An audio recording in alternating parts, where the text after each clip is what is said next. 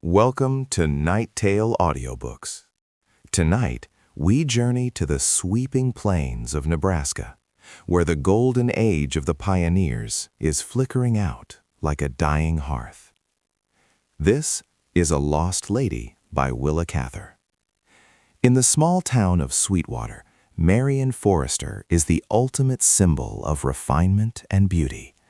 But beneath the surface of her polished social life lies a woman struggling to survive in a world that no longer honors the virtues of the past. Through the eyes of a devoted young observer, we witness a haunting portrait of elegance in decline. Pour a drink, watch the horizon, and lose yourself in a story of faded glamour and the harsh reality of change. The tale begins now.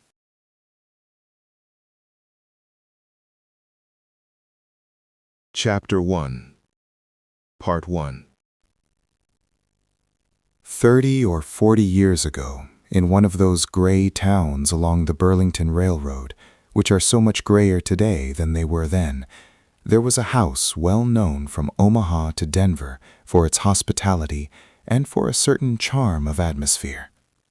Well known, that is to say, to the railroad aristocracy of that time. Men who had to do with the railroad itself, or with one of the land companies which were its byproducts. In those days, it was enough to say of a man that he was connected with the Burlington. There were the directors, the general managers, vice presidents, superintendents, whose names we all knew, and their younger brothers or nephews were auditors, freight agents, departmental assistants. Everyone connected with the road, even the large cattle and grain shippers, had annual passes. They and their families rode about over the line a great deal. There were then two distinct social strata in the prairie states: the homesteaders and handworkers who were there to make a living, and the bankers and gentlemen ranchers who came from the Atlantic seaboard to invest money and to develop our Great West, as they used to tell us. When the Burlington men were traveling back and forth on business not very urgent, they found it agreeable to drop off the express and spend a night in a pleasant house where their importance was delicately recognized. And no house was pleasanter than that of Captain Daniel Forrester at Sweetwater. Captain Forrester was himself a railroad man, a contractor who had built hundreds of miles of road for the Burlington, over the sagebrush and cattle country, and on up into the Black Hills. The Forrester place, as everyone called it, was not at all remarkable. The people who lived there made it seem much larger and finer than it was. The house stood on a low, round hill, nearly a mile east of town, a white house with a wing and sharp sloping roofs to shed the snow. It was encircled by porches, too narrow for modern notions of comfort, supported by the fussy, fragile pillars of that time, when every honest stick of timber was tortured by the turning lathe into something hideous. Stripped of its vines and denuded of its shrubbery, the house would probably have been ugly enough. It stood close into a fine cottonwood grove that threw sheltering arms to left and right, and grew all down the hillside behind it. Thus placed on the hill, against its bristling grove, it was the first thing one saw on coming into Sweetwater by rail, and the last thing one saw on departing. To approach Captain Forrester's property, you had first to get over a wide, sandy creek which flowed along the eastern edge of the town. Crossing this by the footbridge or the ford, you entered the captain's private lane, bordered by Lombardy poplars, with wide meadows lying on either side. Just at the foot of the hill on which the house sat, one crossed a second creek by the stout wooden road bridge. This stream traced artless loops and curves through the broad meadows that were half pasture land, half marsh. Anyone but Captain Forrester would have drained the bottom land and made it into highly productive fields. But he had selected this place long ago because it looked beautiful to him, and he happened to like the way the creek wound through his pasture, with mint and joint grass and twinkling willows along its banks. He was well off for those times, and he had no children. He could afford to humor his fancies. When the captain drove friends from Omaha or Denver over from the station in his Democrat wagon, it gratified him to hear these gentlemen admire his fine stock grazing in the meadows on either side of his lane. And when they reached the top of the hill, it gratified him to see men who were older than himself leap nimbly to the ground and run up the front steps as Mrs. Forrester came out on the porch to greet them. Even the hardest and coldest of his friends, a certain narrow-faced Lincoln banker, became animated when he took her hand, tried to meet the gay challenge in her eyes, and to reply cleverly to the droll word of greeting on her lips. She was always there, just outside the front door, to welcome their visitors, having been warned of their approach by the sound of hoofs and the rumble of wheels on the wooden bridge. If she happened to be in the kitchen, helping her bohemian cook, she came out in her apron, waving a buttery iron spoon, or shook cherry-stained fingers at the new arrival. She never stopped to pin up a lock. She was attractive in dishabille, and she knew it. She had been known to rush to the door in her dressing gown, brush in hand and her long black hair rippling over her shoulders, to welcome Cyrus Dalzell, president of the Colorado and Utah, and that great man had never felt more flattered. In his eyes, and in the eyes of the admiring middle-aged men who visited there, whatever Mrs. Forrester chose to do was ladylike, because she did it. They could not imagine her in any dress or situation in which she would not be charming. Captain Forrester himself, a man of few words, told Judge Pomeroy that he had never seen her look more captivating than on the day when she was chased by the new bull in the pasture. She had forgotten about the bull and gone into the meadow to gather wildflowers. He heard her scream, and as he ran puffing down the hill, she was scudding along the edge of the marshes like a hare, beside herself with laughter, and stubbornly clinging to the crimson parasol that had made all the trouble. Mrs. Forrester was 25 years younger than her husband, and she was his second wife. He married her in California and brought her to Sweetwater, a bride. They called the place home even then, when they lived there but a few months out of each year. But later, after the captain's terrible fall with his horse in the mountains, which broke him so that he could no longer build railroads, he and his wife retired to the house on the hill. He grew old there, and even she, alas, grew older. Chapter 2. But we will begin this story with a summer morning long ago, when Mrs. Forrester was still a young woman, and Sweetwater was a town of which great things were expected. That morning she was standing in the deep bay window of her parlor, arranging old-fashioned blush roses in a glass bowl. Glancing up, she saw a group of little boys coming along the driveway, barefoot, with fishing poles and lunch baskets. She knew most of them. There was Neil Herbert, Judge Pomeroy's nephew, a handsome boy of 12 whom she liked, and polite George Adams, son of a gentleman rancher from Lowell, Massachusetts. The others were just little boys from the town, the butcher's red-headed son, the leading grocer's fat brown twins, Ed Elliott, whose flirtatious old father kept a shoe store and was the Don Juan of the lower world of Sweetwater, and the two sons of the German tailor, pale, freckled lads with ragged clothes and ragged rust-colored hair, from whom she sometimes bought game or catfish when they appeared silent and spook-like at her kitchen door, and thinly asked if she would care for any fish this morning. As the boys came up the hill, she saw them hesitate and consult together. "You ask her, Neil." You'd better, George. She goes to your house all the time, and she barely knows me to speak to. As they paused before the 3 steps which led up to the front porch, Mrs. Forrester came to the door and nodded graciously, one of the pink roses in her hand. "Good morning, boys. Off for a picnic?" George Adams stepped forward and solemnly took off his big straw hat. "Good morning, Mrs. Forrester. Please, may we fish and wade down in the marsh and have our lunch in the grove?" "Certainly. You have a lovely day. How long has school been out? Don't you miss it? I'm sure Neil does.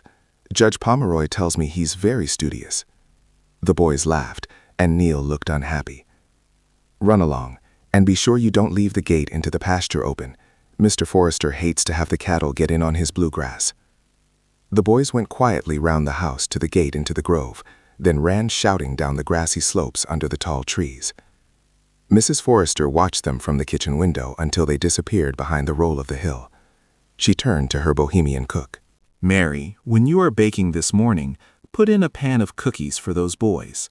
I'll take them down when they are having their lunch." The round hill on which the Forrester house stood sloped gently down to the bridge in front and gently down through the grove behind. But east of the house, where the grove ended, it broke steeply from high grassy banks, like bluffs, to the marsh below. It was thither the boys were bound. When lunchtime came, they had done none of the things they meant to do. They had behaved like wild creatures all morning, shouting from the breezy bluffs, dashing down into the silvery marsh through the dewy cobwebs that glistened on the tall weeds, swishing among the pale tan cattails, wading in the sandy creek bed, chasing a striped water snake from the old willow stump where he was sunning himself, cutting slingshot crotches, throwing themselves on their stomachs to drink at the cool spring that flowed out from under a bank into a thatch of dark watercress. Only the two German boys, Reinhold and Adolf Blum, withdrew to a still pool where the creek was dammed by a reclining tree trunk, and, in spite of all the noise and splashing about them, managed to catch a few suckers. The wild roses were wide open and brilliant, the blue-eyed grass was in purple flower, and the silvery milkweed was just coming on. Birds and butterflies darted everywhere. All at once the breeze died. The air grew very hot, the marsh steamed, and the birds disappeared. The boys found they were tired. Their shirts stuck to their bodies and their hair to their foreheads. They left the sweltering marsh meadows for the grove, lay down on the clean grass under the grateful shade of the tall cottonwoods, and spread out their lunch. The Blum boys never brought anything but rye bread and hunks of dry cheese. Their companions wouldn't have touched it on any account. But Thaddeus Grimes, the butcher's red-headed son, was the only one impolite enough to show his scorn. "You live on weenies to home, why don't you never bring none?" he bawled. "Hush," said Neil Herbert. He pointed to a white figure coming rapidly down through the grove, under the flickering leaf shadows. Mrs. Forrester, bareheaded, a basket on her arm, her blue-black hair shining in the sun. It was not until years afterward that she began to wear veils and sun hats, though her complexion was never one of her beauties. Her cheeks were pale and rather thin, slightly freckled in summer. As she approached, George Adams, who had a particular mother, rose, and Neil followed his example. "Here are some hot cookies for your lunch, boys." She took the napkin off the basket. "Did you catch anything?" "We didn't fish much, just ran about," said George. "I know, you were waiting and things." She had a nice way of talking to boys, light and confidential. "I wait down there myself sometimes when I go down to get flowers. I can't resist it. I pull off my stockings and pick up my skirts, and in I go." She thrust out a white shoe and shook it. "But you can swim, can't you, Mrs. Forrester?" said George. "Most women can't." "Oh, yes, they can. In California, everybody swims. But the sweet water doesn't tempt me. Mud and water snakes and bloodsuckers. Ugh," she shivered, laughing. "We seen a water snake this morning and chased him. A whopper," Thad Grimes put in. "Why didn't you kill him? Next time I go wading, he'll bite my toes. Now go on with your lunch. George can leave the basket with Mary as you go out." She left them, and they watched her white figure drifting along. "We seen a water snake this morning and chased him. A whopper," Thad Grimes put in. "Why didn't you kill him? Next time I go wading, he'll bite my toes. Now go on with your lunch. George can leave the basket with Mary as you go out." She left them, and they watched her white figure drifting along the edge of the grove as she stopped here and there to examine the raspberry vines by the fence. "These are good cookies, all right," said one of the giggly brown Weaver twins. The German boys munched in silence.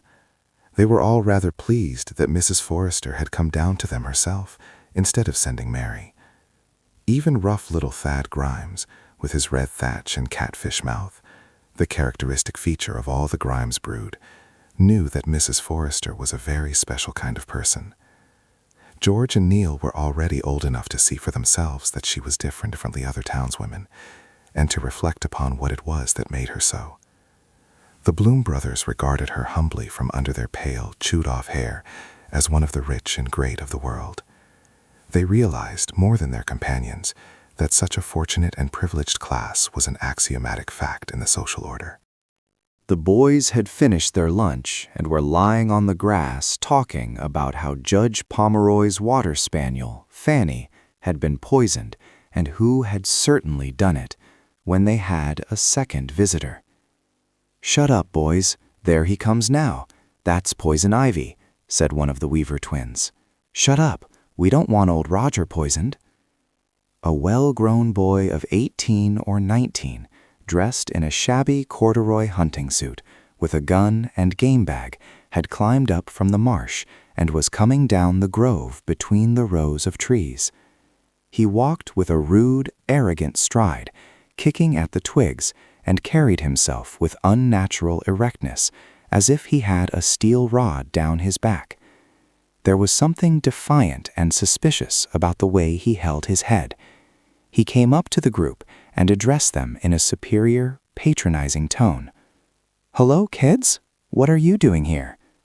"Picnic," said Ed Elliott. "I thought girls went on picnics. Did you bring teacher along? Ain't you kids old enough to hunt yet?"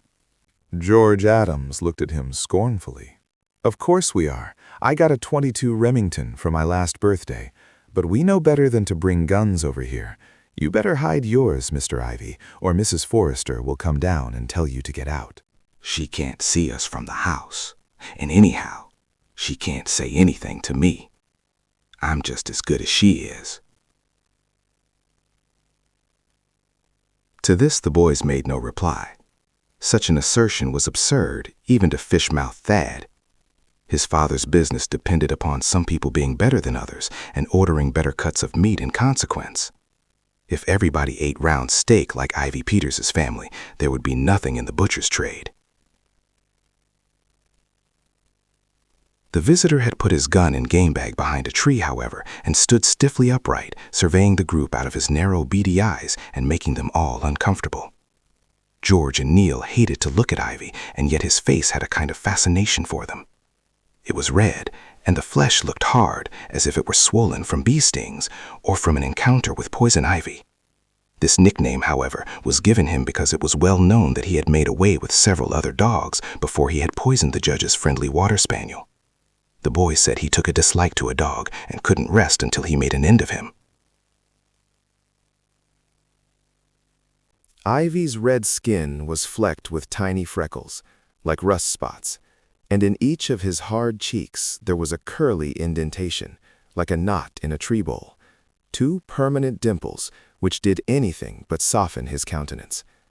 His eyes were very small, and an absence of eyelashes gave his pupils the fixed, unblinking hardness of a snake's or a lizard's. His hands had the same swollen look as his face, were deeply creased across the back and knuckles, as if the skin were stretched too tight. He was an ugly fellow, Ivy Peters, and he liked being ugly. He began telling the boys that it was too hot to hunt now, but later he meant to steal down to the marsh, where the ducks came at sundown, and bag a few. "I can make off across the cornfields before the old cap sees me. He's not much on the run." "He'll complain to your father." "A hoop my father cares." The speaker's restless eyes were looking up through the branches. "See that woodpecker tapping? Don't mind us a bit. That's nerve." "They are protected here, so they're not afraid," said precise George. "Hump, they'll spoil the old man's grove for him. That tree's full of holes already. Wouldn't he come down easy now?" Neil and George Adams sat up. "Don't you dare shoot here. You'll get us all into trouble." "She'd come right down from the house," cried Ed Elliott. "Let her come, stuck-up piece. Who's talking about shooting anyway? There's more ways of killing dogs than choking them with butter." At this effrontery, the boys shot amazed glances at one another, and the brown Weaver twins broke simultaneously into giggles and rolled over on the turf.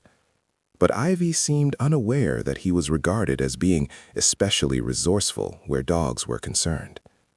He drew from his pocket a metal slingshot and some round bits of gravel. "I won't kill it. I'll just surprise it so we can have a look at it." Bet you won't hit it. Bet I will. He fitted the stone to the leather, squinted, and let fly. Sure enough, the woodpecker dropped at his feet. He threw his heavy black felt hat over it. Ivy never wore a straw hat, even in the hottest weather. Now wait, he'll come too. You'll hear him flutter in a minute. "It ain't a he anyhow, it's a female. Anybody would know that," said Neil contemptuously, annoyed that this unpopular boy should come along and spoil their afternoon. He held the fate of his uncle's spaniel against Ivy Peters. "All right, Miss Female," said Ivy carelessly, intent upon a project of his own. He took from his pocket a little red leather box, and when he opened it, the boys saw that it contained curious little instruments, tiny sharp knife blades, hooks, curved needles, a saw, a blowpipe, and scissors. "Some of these I got with a taxidermy outfit from the Youth's Companion, and some I made myself." He got stiffly down on his knees. His joints seemed disinclined to bend at all, and listened beside his hat. "She's as lively as a cricket," he announced. Thrusting his hand suddenly under the brim, he brought out the startled bird. It was not bleeding, and did not seem to be crippled. "Now, you watch, and I'll show you something," said Ivy. He held the woodpecker's head in a vise made of his thumb and forefinger, enclosing its panting body with his palm. Quick as a flash, as if it were a practiced trick, with one of those tiny blades he slit both the eyes that glared in the bird's stupid little head, and instantly released it. The woodpecker rose in the air with a whirling, corkscrew motion, darted to the right, struck a tree trunk, to the left, and struck another. Up and down, backward and forward among the tangle of branches it flew, raking its feathers, falling and recovering itself. The boys stood watching it, indignant and uncomfortable, not knowing what to do. They were not especially sensitive. Thad was always on hand when there was anything doing at the slaughterhouse, and the Blum boys lived by killing things. They wouldn't have believed they could be so upset by a hurt woodpecker. There was something wild and desperate about the way the darkened creature beat its wings in the branches, whirling in the sunlight and never seeing it, always thrusting its head up and shaking it, as a bird does when it is drinking. Presently, it managed to get its feet on the same limb where it had been struck, and seemed to recognize that perch. As if it had learned something by its bruises, it pecked and crept its way along the branch, and disappeared into its own hole. "There," Neil Herbert exclaimed between his teeth. "If I can get it now, I can kill it and put it out of its misery. Let me on your back, Rhine." Reinhold was the tallest, and he obediently bent his bony back. The trunk of a cottonwood tree is hard to climb, the bark is rough, and the branches begin a long way up. Neil tore his trousers and scratched his bare legs smartly before he got to the first fork. After recovering breath, he wound his way up toward the woodpecker's hole, which was inconveniently high. He was almost there. His companions below thought him quite safe, when he suddenly lost his balance, turned a somersault in the air, and bumped down on the grass at their feet. There he lay without moving. "Run for water. Run for Mrs. Forrester. Ask her for whiskey." "No," said George Adams. "Let's carry him up to the house. She will know what to do." "That's sense," said Ivy Peters. As he was much bigger and stronger than any of the others, he lifted Neil's limp body and started up the hill. It had occurred to him that this would be a fine chance to get inside the Forresters' house and see what it was like, and this he had always wanted to do. Mary, the cook, saw them coming from the kitchen window and ran for her mistress. Captain Forrester was in Kansas City that day. Mrs. Forrester came to the back door. "What's happened? It's Neil, too. Bring him in this way, please." Ivy Peters followed her, keeping his eyes open, and the rest trooped after him, all but the Blum boys, who knew that their place was outside the kitchen door. Mrs. Forrester led the way through the butler's pantry, the dining room, the back parlor, to her own bedroom. She threw down the white counterpane, and Ivy laid Neil upon the sheets. Mrs. Forrester was concerned, but not frightened. "Mary, will you bring the brandy from the sideboard? George, telephone Dr. Dennison to come over at once. Now you other boys run out on the front porch and wait quietly. There are too many of you in here." She knelt by the bed, putting brandy between Neil's white lips with a teaspoon. The little boys withdrew. Only Ivy Peters remained standing in the back parlor, just outside the bedroom door, his arms folded across his chest, taking in his surroundings with bold, unblinking eyes. Mrs. Forrester glanced at him over her shoulder. "Will you wait on the porch, please? You are older than the others, and if anything is needed, I can call on you." Ivy cursed himself, but he had to go. There was something final about her imperious courtesy. High and mighty, he called it. He had intended to sit down in the biggest leather chair and cross his legs and make himself at home, but he found himself on the front porch, put out by that delicately modulated voice as effectually as if he had been kicked out by the brawniest tough in town. Neil opened his eyes and looked wonderingly about the big, half-darkened room, full of heavy, old-fashioned walnut furniture. He was lying on a white bed with ruffled pillow shams, and Mrs. Forrester was kneeling beside him, bathing his forehead with cologne. Bohemian Mary stood behind her with a basin of water. "Ouch, my arm," he muttered, and the perspiration broke out on his face.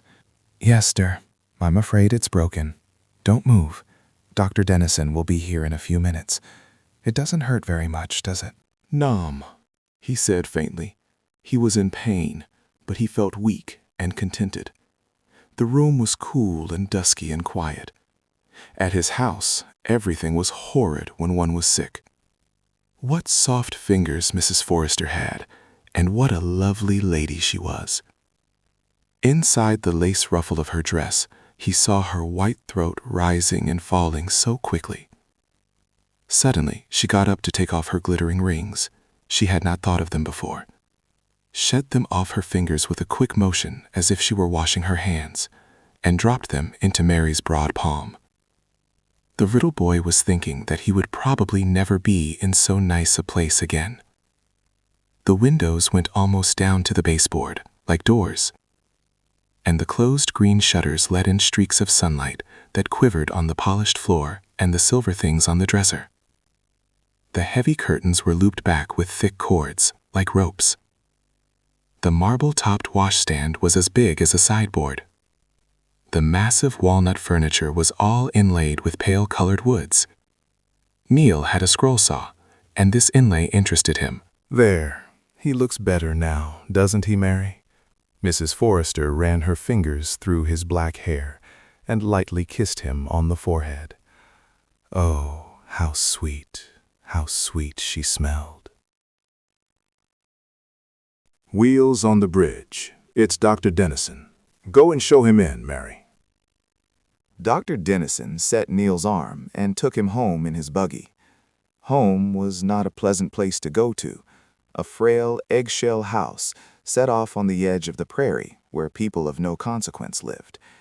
Except for the fact that he was Judge Pomeroy's nephew, Neil would have been one of the boys to whom Mrs. Forrester merely nodded brightly as she passed. His father was a widower.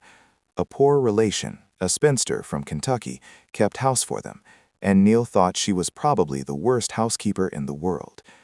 Their house was usually full of washing in various stages of incompletion, tubs sitting about with linen soaking, and the beds were aired until any hour in the afternoon when Cousin Sadie happened to think of making them up. She liked to sit down after breakfast and read murder trials, or peruse a well-worn copy of St. Elmo. Sadie was a good-natured thing and was always running off to help a neighbor, but Neil hated to have anyone come to see them.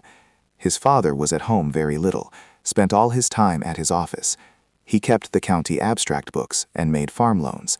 Having lost his own property, he invested other people's money for them. He was a gentle, agreeable man, young, good-looking, with nice manners. But Neil felt there was an air of failure and defeat about his family.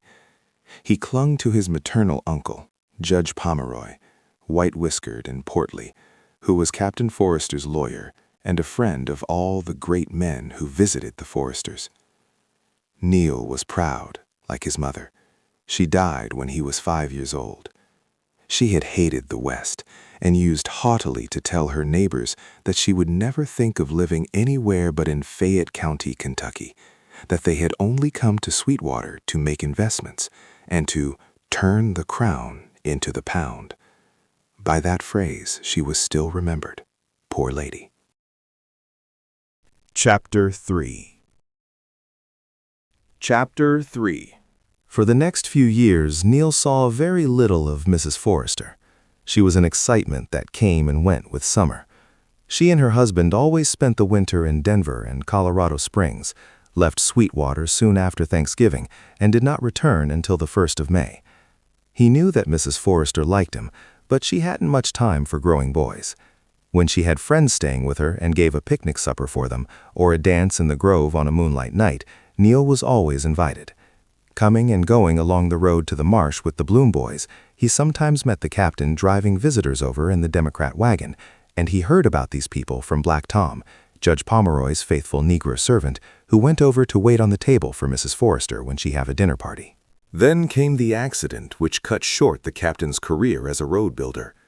After that fall with his horse, he lay ill at the Antlers in Colorado Springs all winter. In the summer, when Mrs. Forrester brought him home to Sweetwater, he still walked with a cane. He had grown much heavier, seemed encumbered by his own bulk, and never suggested taking a contract for the railroad again. He was able to work in his garden, trimmed his snowball bushes and lilac hedges, devoted a great deal of time to growing roses. He and his wife still went away for the winter, but each year the period of their absence grew shorter. All this while the town of Sweetwater was changing. Its future no longer looked bright. Successive crop failures had broken the spirit of the farmers. George Adams and his family had gone back to Massachusetts, disillusioned about the West. One by one, the other gentlemen ranchers followed their example. The Forresters now had fewer visitors. The Burlington was drawing in its horns, as people said, and the railroad officials were not stopping off at Sweetwater so often, were more inclined to hurry past a town where they had sunk money that would never come back.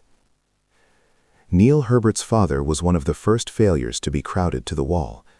He closed his little house, sent his cousin Sadie back to Kentucky, and went to Denver to accept an office position. He left Neil behind to read law in the office with his uncle. Not that Neil had any taste for the law, but he liked being with Judge Pomeroy, and he might as well stay there as anywhere for the present. The few $1,000s his mother had left him would not be his until he was 21.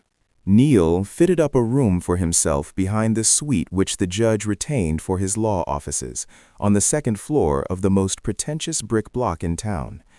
There he lived with monastic cleanliness and severity, glad to be rid of his cousin and her inconsequential housewifery, and resolved to remain a bachelor, like his uncle. He took care of the offices, which meant that he did the janitor work, and arranged them exactly to suit his taste, making the rooms so attractive that all the judge's friends, and especially Captain Forrester, dropped in there to talk oftener than ever. The judge was proud of his nephew. Neil was now 19, a tall, straight, deliberate boy. His features were clear-cut. His gray eyes, so dark that they looked black under his long lashes, were rather moody and challenging. The world did not seem overbright to young people just then. His reserve, which did not come from embarrassment or vanity, but from a critical habit of mind, made him seem older than he was, and a little cold. One winter afternoon, only a few days before Christmas, Neil sat writing in the back office, at the long table where he usually worked or trifled, surrounded by the judge's fine law library and solemn steel engravings of statesmen and jurists. His uncle was at his desk in the front office, engaged in a friendly consultation with one of his country clients. Neil, greatly bored with the notes he was copying, was trying to invent an excuse for getting out on the street, when he became aware of light footsteps coming rapidly down the outside corridor. The door of the front office opened. He heard his uncle rise quickly to his feet, and at the same moment heard a woman's laugh, a soft, musical laugh which rose and descended like a suave scale. He turned in his screw chair so that he could look over his shoulder through the double doors into the front room. Mrs. Forrester stood there, shaking her muff at the judge and the bewildered Swede farmer. Her quick eye lighted upon a bottle of bourbon and 2 glasses on the desk among the papers. "Is that the way you prepare your cases, Judge? What an example for Neil." She peeped through the door and nodded to the boy as he rose. He remained in the back room, however, watching her while she declined the chair the judge pushed toward her and made a sign of refusal when he politely pointed to the bourbon. She stood beside his desk in her long sealskin coat and cap, a crimson scarf showing above the collar, a little brown veil with spots tied over her eyes. The veil did not in the least obscure those beautiful eyes, dark and full of light, set under a low white forehead and arching eyebrows. The frosty air had brought no color to her cheeks. Her skin had always the fragrant crystalline whiteness of white lilacs. Mrs. Forrester looked at one, and one knew that she was bewitching. It was instantaneous, and it pierced the thickest hide. The Swede farmer was now grinning from ear to ear, and he too had shuffled to his feet. There could be no negative encounter, however slight, with Mrs. Forrester. If she merely bowed to you, merely looked at you, it constituted a personal relation. Something about her took hold of one in a flash. One became acutely conscious of her fragility and grace, of her mouth, which could say so much without words, of her eyes, lively, laughing, intimate, nearly always a little mocking. "Will you and Neil dine with us tomorrow evening, Judge? And will you lend me Tom? We've just had a wire. The Ogdens are stopping over with us. They've been east to bring the girl home from school. She's had mumps or something. They want to get home for Christmas, but they will stop off for 2 days. Probably Frank Ellinger will come on from Denver." "No prospect can afford me such pleasure as that of dining with Mrs. Forrester," said the judge ponderously. "Thank you." She bowed playfully and turned toward the double doors. "Neil, could you leave your work long enough to drive me home? Mr. Forrester has been detained at the bank." Neil put on his woolskin coat.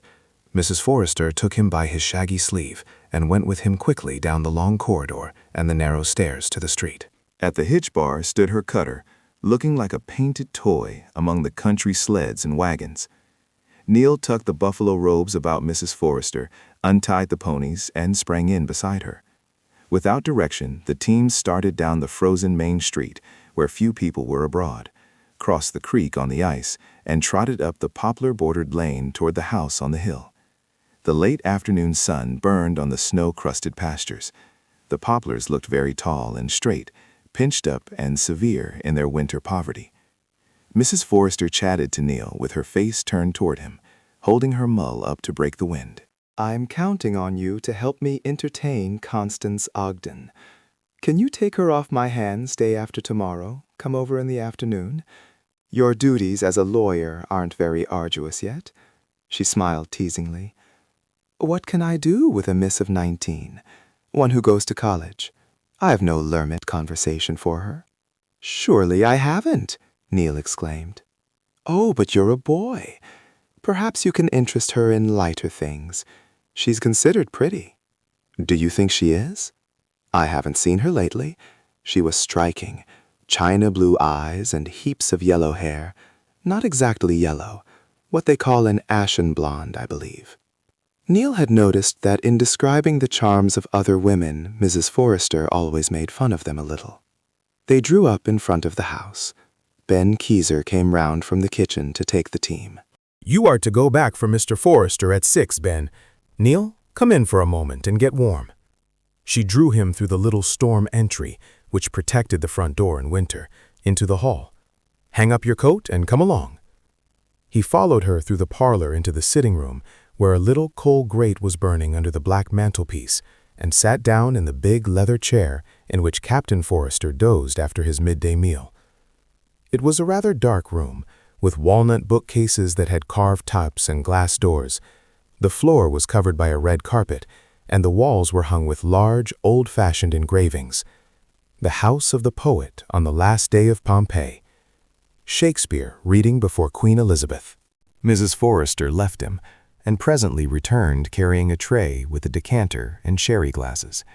She put it down on her husband's smoking table, poured out a glass for Neil and one for herself, and perched on the arm of one of the stuffed chairs, where she sat sipping her sherry and stretching her tiny silver-buckled slippers out toward the glowing coals. "It's so nice to have you staying on until after Christmas," Neil observed. "You've only been here one other Christmas since I can remember." "I'm afraid we're staying on all winter this year. Mr. Forrester thinks we can't afford to go away. For some reason, we are extraordinarily poor just now." "Like everybody else," the boy commented grimly. Yes, like everybody else.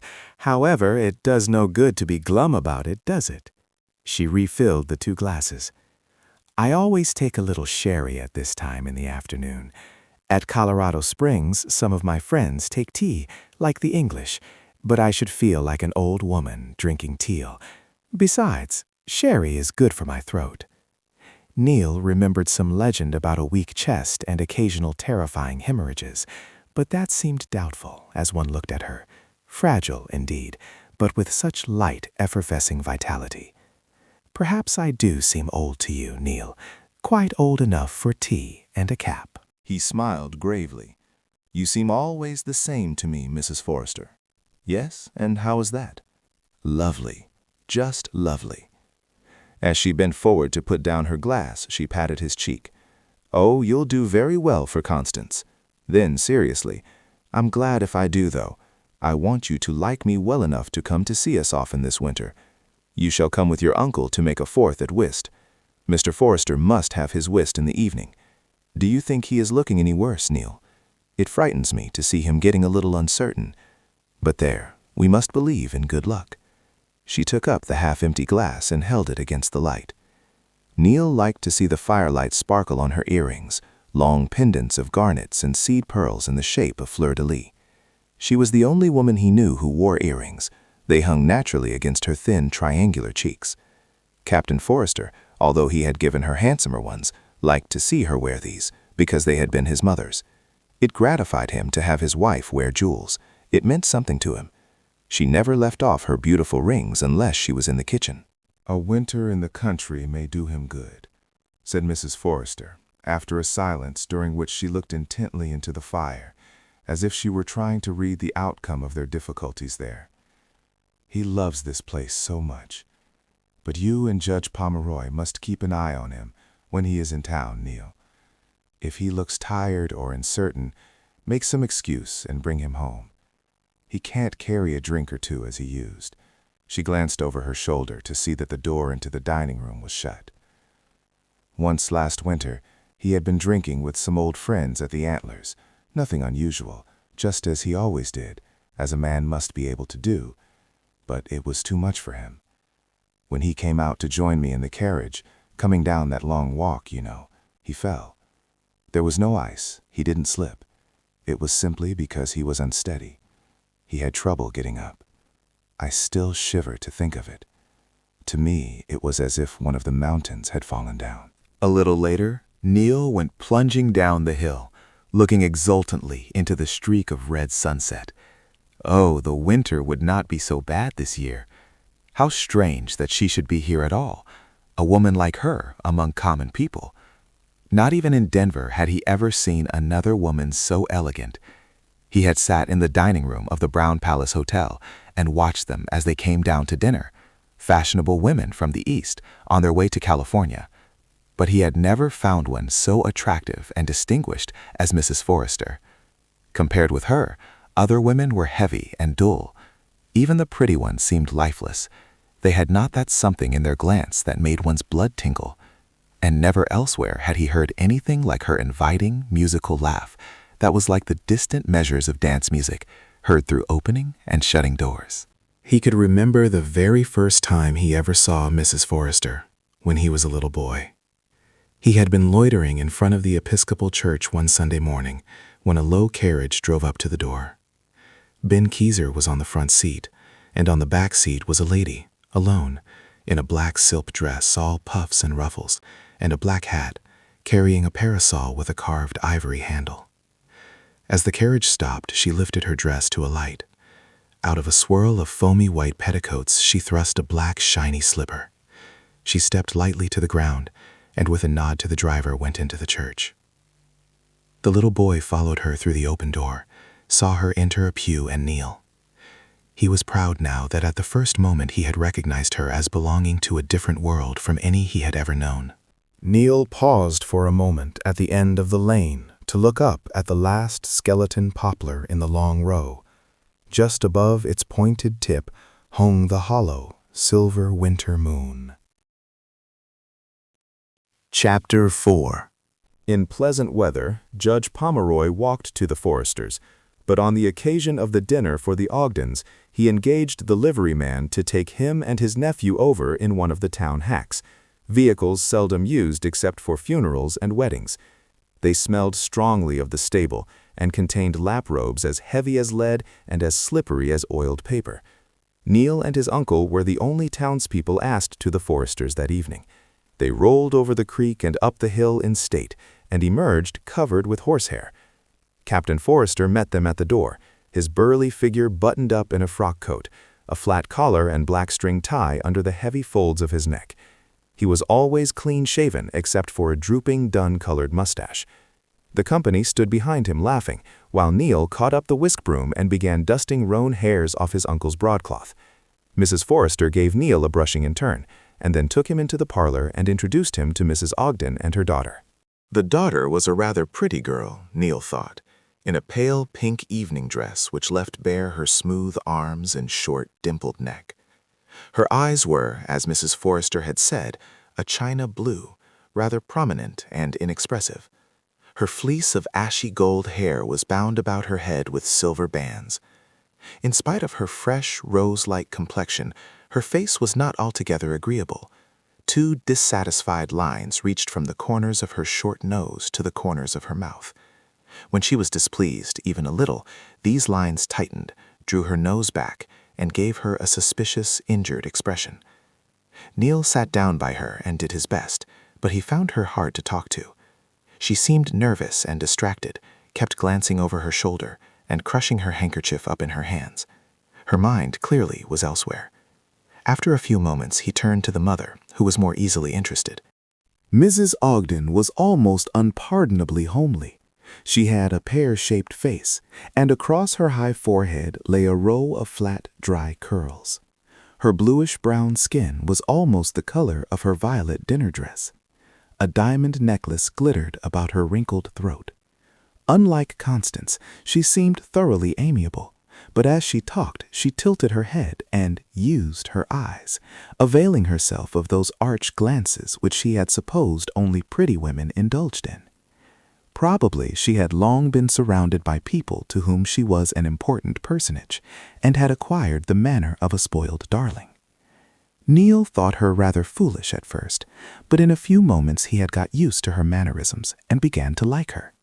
He found himself laughing heartily and forgot the discouragement of his failure with the daughter. Mr. Ogden, a short, weather-beaten man of 50, with a cast in one eye, a stiff imperial, and twisted mustaches, was noticeably quieter and less expansive than when Neil had met him here on former occasions. He seemed to expect his wife to do the talking. When Mrs. Forrester addressed him, or passed near him, his good eye twinkled and followed her, while the eye that looked askance remained unchanged and committed itself to nothing. Suddenly, everyone became more lively.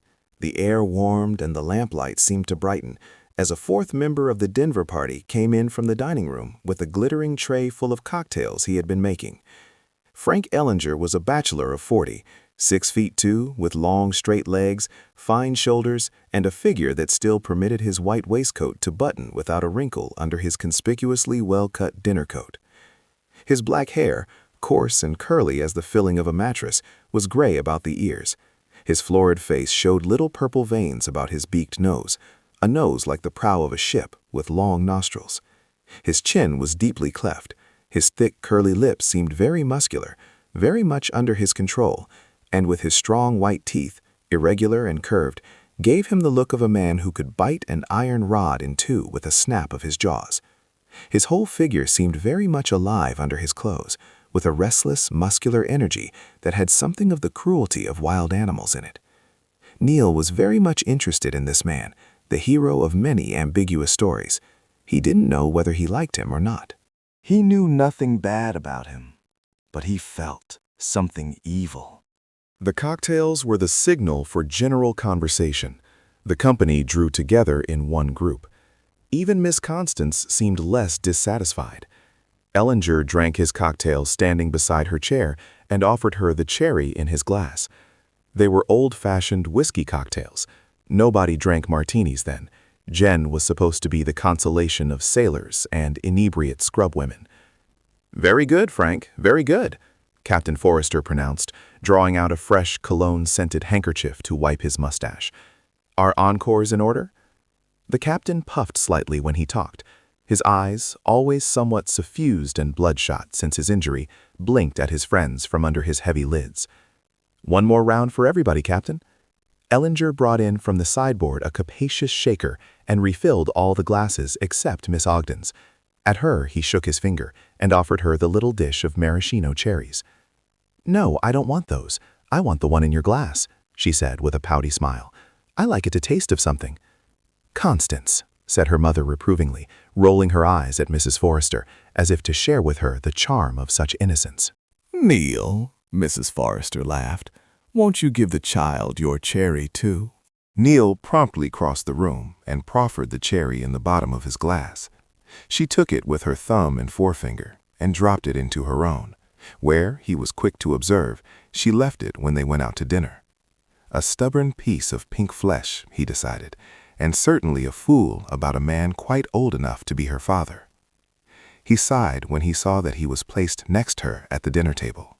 Captain Forrester still made a commanding figure at the head of his own table, with his napkin tucked under his chin and the work of carving well in hand. Nobody could lay bare the bones of a brace of duck or a 20-pound turkey more deftly. "What part of the turkey do you prefer, Mrs. Ogden?" If one had a preference, it was gratified, with all the stuffing and gravy that went with it, and the vegetables properly placed. When a plate left Captain Forrester's hands, it was a dinner. The recipient was served, and well served. He served Mrs. Forrester last of the ladies, but before the men, and to her too he said, "Mrs. Forrester, what part of the turkey shall I give you this evening?" He was a man who did not vary his formulae or his manners. He was no more mobile than his countenance. Neil and Judge Pomeroy had often remarked how much Captain Forrester looked like the pictures of Grover Cleveland. His clumsy dignity covered a deep nature and a conscience that had never been juggled with. His repose was like that of a mountain. When he laid his fleshy, thick-fingered hand upon a frantic horse, an hysterical woman, an Irish workman out for blood, he brought them peace, something they could not resist. That had been the secret of his management of men. His sanity asked nothing, claimed nothing. It was so simple that it brought a hush over distracted creatures. In the old days, when he was building road in the Black Hills, trouble sometimes broke out in camp when he was absent, staying with Mrs. Forrester at Colorado Springs. He would put down the telegram that announced an insurrection and say to his wife, "Matey, I must go to the men." And that was all he did. He went to them. While the captain was intent upon his duties as host, he talked very little, and Judge Pomeroy and Ellinger kept a lively crossfire of amusing stories going. Neil, sitting opposite Ellinger, watched him closely. He still couldn't decide whether he liked him or not. In Denver, Frank was known as a prince of good fellows, tactful, generous, resourceful, though apt to trim his sails to the wind. A man who good-humoredly bowed to the inevitable, or to the almost inevitable. He had, when he was younger, been notoriously wild, but that was not held against him, even by mothers with marriageable daughters, like Mrs. Ogden. Morals were different in those days.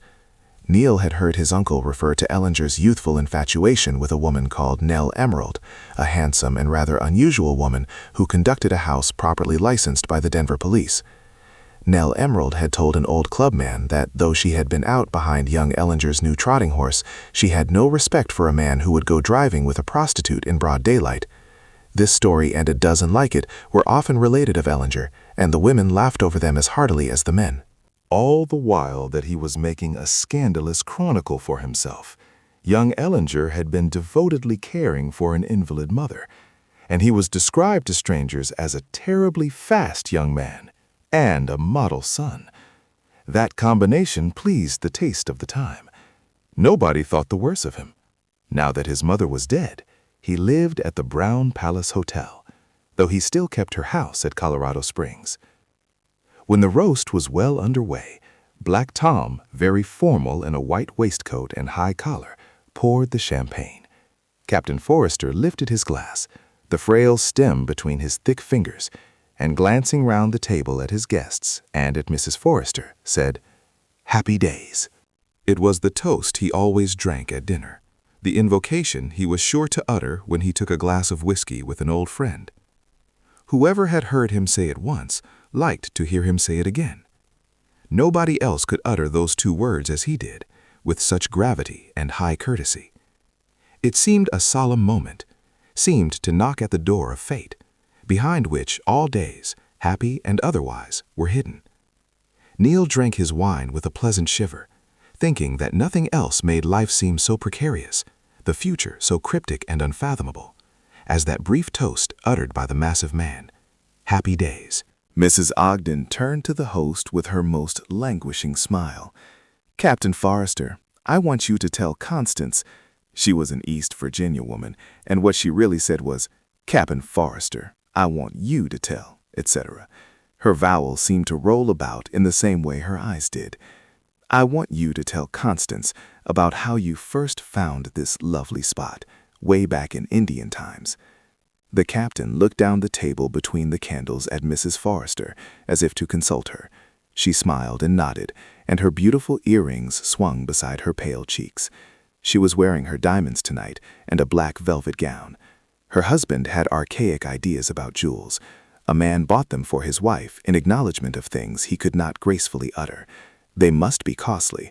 They must show that he was able to buy them, and that she was worthy to wear them. With her approval, the captain began his narrative, a concise account of how he came west a young boy after serving in the Civil War, and took a job as driver for a freighting company that carried supplies across the plains from Nebraska City to Cherry Creek, as Denver was then called. The freighters, after embarking in that sea of grass 600 miles in width, lost all count of the days of the week and the month. One day was like another, and all were glorious. Good hunting, plenty of antelope and buffalo, boundless sunny sky, boundless plains of waving grass, long freshwater lagoons yellow with lagoon flowers, where the bison in their periodic migrations stopped to drink and bathe and wallow. "An ideal life for a young man," the captain pronounced. Once, when he was driven out of the trail by a washout, he rode south on his horse to explore, and found an Indian encampment near the Sweetwater, on this very hill where his house now stood. He was, he said, greatly taken with the location, and made up his mind that he would one day have a house there. He cut down a young willow tree and drove the stake into the ground to mark the spot where he wished to build. He went away and did not come back for many years. He was helping to lay the first railroad across the plains. "There were those that were dependent on me," he said. "I had sickness to contend with, and responsibilities. But in all those years I expect there was hardly a day passed that I did not remember the Sweetwater and this hill. When I came here a young man, I had planned it in my mind, pretty much as it is today, where I would dig my well, and where I would plant my grove and my orchard. I planned to build a house that my friends could come to, with a wife like Mrs. Forrester to make it attractive to them. I used to promise myself that someday I would manage it." This part of the story the captain told not with embarrassment, but with reserve, choosing his words slowly, absently cracking English walnuts with his strong fingers, and heaping a little hoard of kernels beside his plate. His friends understood that he was referring to his first marriage, to the poor invalid wife who had never been happy and who had kept his nose to the grindstone. "When things looked most discouraging," he went on, "I came back here once and bought the place from the railroad company. They took my note. I found my willow stake. It had rooted and grown into a tree, and I planted 3 more to mark the corners of my house. 12 years later, Mrs. Forrester came here with me, shortly after our marriage, and we built our house." Captain Forrester puffed from time to time, but his clear account commanded attention. Something in the way he uttered his unornamented phrases gave them the impressiveness of inscriptions cut in stone. Mrs. Forrester nodded at him from her end of the table. "And now, tell us your philosophy of life. This is where it comes in," she laughed teasingly. The captain coughed and looked abashed. "I was intending to omit that tonight. Some of our guests have already heard it." No, it belongs at the end of the story, and if some of us have heard it, we can hear it again. Go on." Well then, my philosophy is that what you think of and plan for day by day, in spite of yourself, so to speak, you will get. You will get it more or less. That is, unless you are one of the people who get nothing in this world. There are such people. I have lived too much in mining works and construction camps not to know that. He paused, as if, though this was too dark a chapter to be gone into, it must have its place, its moment of silent recognition. If you are not one of those, Constance and Neil, you will accomplish what you dream of most. "And why?" "That's the interesting part of it," his wife prompted him. "Because," he roused himself from his abstraction and looked about at the company, "because a thing that is dreamed of in the way I mean is already an accomplished fact. All our great West has been developed from such dreams, the homesteaders and the prospectors and the contractors. We dreamed the railroads across the mountains, just as I dreamed my place on the Sweetwater. All these things will be everyday facts to the coming generation. But to us," Captain Forrester ended with a sort of grunt. Something forbidding had come into his voice, the lonely, defiant note that is so often heard in the voices of old Indians.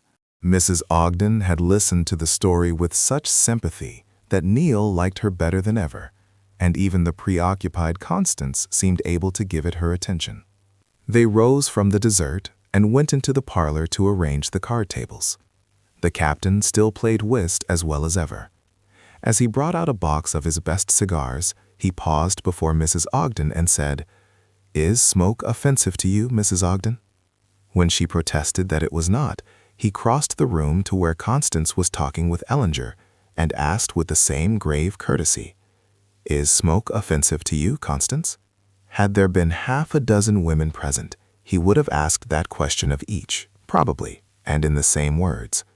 It did not bother him to repeat a phrase. If an expression answered his purpose, he saw no reason for varying it. Mrs. Forrester and Mr. Ogden were to play against Mrs. Ogden and the captain. "Constance," said Mrs. Forrester as she sat down, "will you play with Neil? I'm told he's very good." Miss Ogden's short nose flickered up, the lines on either side of it deepened, and she again looked injured. Neil was sure she detested him. He was not going to be done in by her. "Miss Ogden," he said as he stood beside his chair, deliberately shuffling a pack of cards, "my uncle and I are used to playing together, and probably you are used to playing with Mr. Ellinger. Suppose we try that combination." She gave him a quick, suspicious glance from under her yellow eyelashes and flung herself into a chair without so much as answering him. Frank Ellinger came in from the dining room, where he had been sampling the captain's French brandy, and took the vacant seat opposite Miss Ogden. "So it's you and me, Connie? Good enough," he exclaimed, cutting the pack Neil pushed toward him. Just before midnight, Black Tom opened the door and announced that the eggnog was ready. The card players went into the dining room, where the punch bowl stood smoking on the table. "Constance," said Captain Forrester, "do you sing? I like to hear one of the old songs with the eggnog." I'm sorry, Captain Forrester. I really haven't any voice. Neil noticed that whenever Constance spoke to the captain, she strained her throat, though he wasn't in the least deaf. He broke in over her refusal. "Uncle can start a song if you coax him, sir." Judge Pomeroy, after smoothing his silver whiskers and coughing, began Old Lang Syne. The others joined in, but they hadn't got to the end of it when a hollow rumbling down on the bridge made them laugh, and everyone ran to the front windows to see the judge's funeral coach come lurching up the hill, with only one of the side lanterns lit. Mrs. Forrester sent Tom out with a drink for the driver.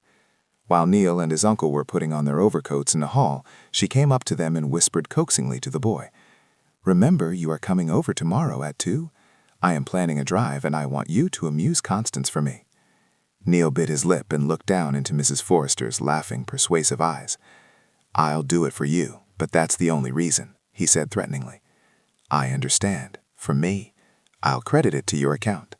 The judge and his nephew rolled away on swaying springs. The Ogdens retired to their rooms upstairs. Mrs. Forrester went to help the captain divest himself of his frock coat and put it away for him. Ever since he was hurt, he had to be propped high on pillows at night, and he slept in a narrow iron bed in the alcove which had formerly been his wife's dressing room. While he was undressing, he breathed heavily and sighed, as if he were very tired. He fumbled with his studs, then blew on his fingers and tried again. His wife came to his aid and quickly unbuttoned everything. He did not thank her in words, but submitted gratefully. When the iron bed creaked at receiving his heavy figure, she called from the big bedroom, "Good night, Mr. Forrester," and drew the heavy curtains that shut off the alcove. She took off her rings and earrings and was beginning to unfasten her black velvet bodice, when, at a tinkle of glass from without, she stopped short. Rehooking the shoulder of her gown, she went to the dining room, now faintly lit by the coal fire in the back parlor. Frank Ellinger was standing at the sideboard, taking a nightcap. The Forrester French brandy was old and heavy like a cordial. "Be careful," she murmured as she approached him. "I have a distinct impression that there is someone on the enclosed stairway.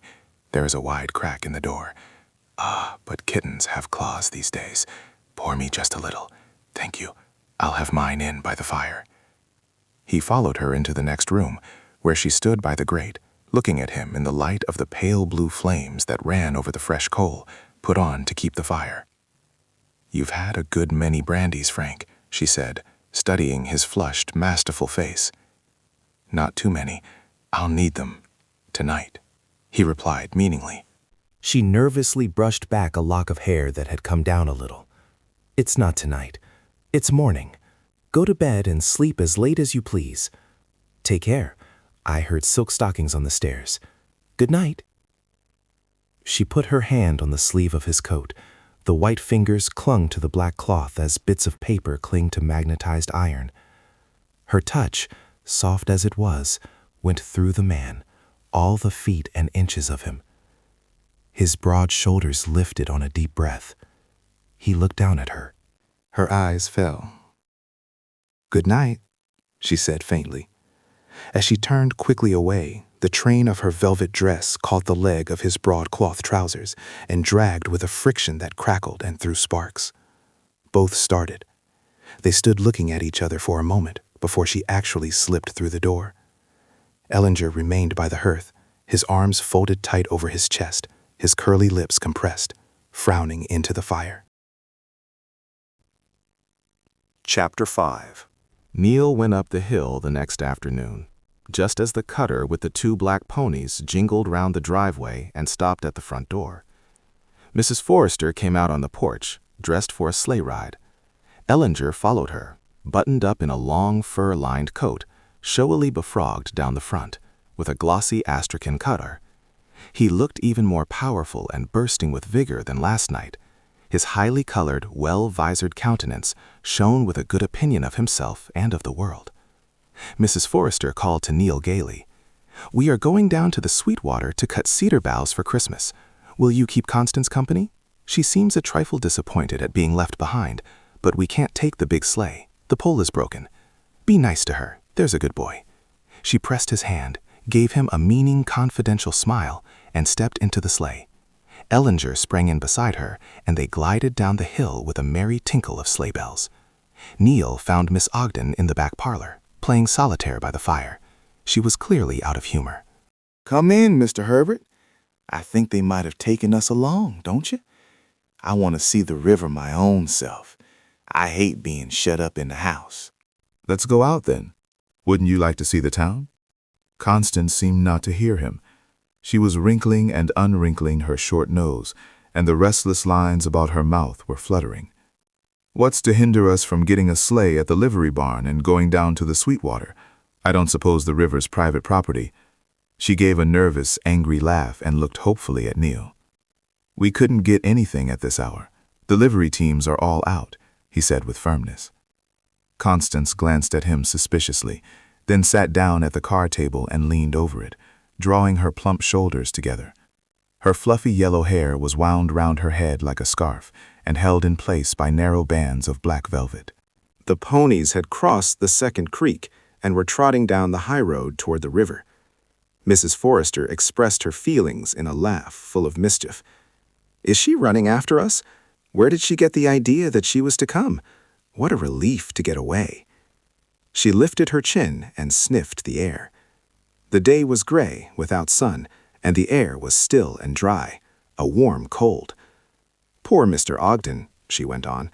"How much livelier he is without his ladies. They almost extinguish him. Now aren't you glad you never married?" I'm certainly glad I never married a homely woman. But what does a man do it for anyway? She had no money, and he's always had it, or been on the way to it.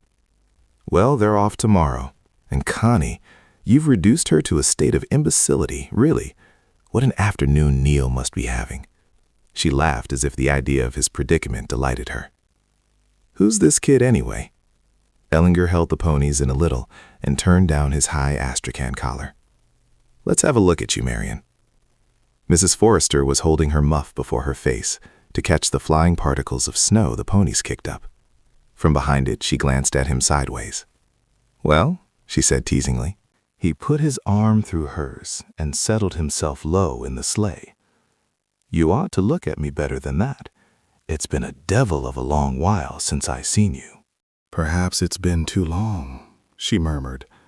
The mocking spark in her eyes softened perceptibly under the long pressure of his arm. "Yes, it's been long," she admitted lightly. "You didn't answer the letter I wrote you on the 11th. Didn't I? Well, at any rate, I answered your telegram." She drew her head away as his face came nearer. "You'll really have to watch the ponies, my dear, or they'll tumble us out in the snow." "I don't care. I wish they would," he said between his teeth. "Why didn't you answer my letter?" "Oh, I don't remember. You don't write so many." "It's no satisfaction. You won't let me write you love letters. You say it's risky." "So it is, and foolish. But now you needn't be so careful. Not too careful," she laughed softly. "When I'm off in the country for a whole winter, alone and growing older, I like to—" She put her hand on his, "to be reminded of pleasanter things." Ellinger took off his glove with his teeth. His eyes, sweeping the winding road and the low snow-covered bluffs, had something wolfish in them. "Be careful, Frank. My rings. You hurt me." "Then why didn't you take them off? You used to. Are these your cedars? Shall we stop here?" "No, not here." She spoke very low. "The best ones are farther on, in a deep ravine that winds back into the hills." Ellinger glanced at her averted head, and his heavy lips twitched in a smile at one corner. The quality of her voice had changed, and he knew the change.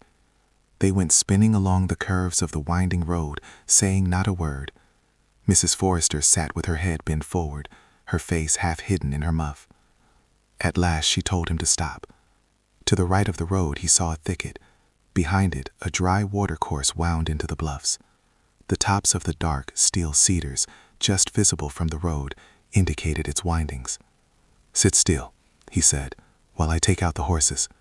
When the blue shadows of approaching dusk were beginning to fall over the snow, one of the Blum boys, slipping quietly along through the timber in search of rabbits, came upon the empty cutter standing in the brush, and near it the two ponies, stamping impatiently where they were tied. Adolph slid back into the thicket and lay down behind a fallen log to see what would happen. Not much ever happened to him but weather. Presently, he heard low voices, coming nearer from the ravine. The big stranger who was visiting at the Forresters emerged, carrying the buffalo robes on one arm. Mrs. Forrester herself was clinging to the other. They walked slowly, wholly absorbed by what they were saying to each other. When they came up to the sleigh, the man spread the robes on the seat and put his hands under Mrs. Forrester's arms to lift her in. But he did not lift her. He stood for a long while holding her crushed up against his breast, her face hidden in his black overcoat. "What about those damn cedar boughs?" he asked, after he had put her in and covered her up. "Shall I go back and cut some?" "It doesn't matter," she murmured. He reached under the seat for a hatchet and went back to the ravine. Mrs. Forrester sat with her eyes closed, her cheek pillowed on her muff, a faint, soft smile on her lips. The air was still and blue. The Blum boy could almost hear her breathe. When the strokes of the hatchet rang out from the ravine, he could see her eyelids flutter. Soft shivers went through her body. The man came back and threw the evergreens into the sleigh. When he got in beside her, she slipped her hand through his arm and settled softly against him. "Drive slowly," she murmured, as if she were talking in her sleep. "It doesn't matter if we are late for dinner." Nothing matters. The ponies trotted off.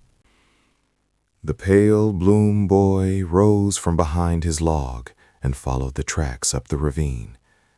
When the orange moon rose over the bluffs, he was still sitting under the cedars, his gun on his knee.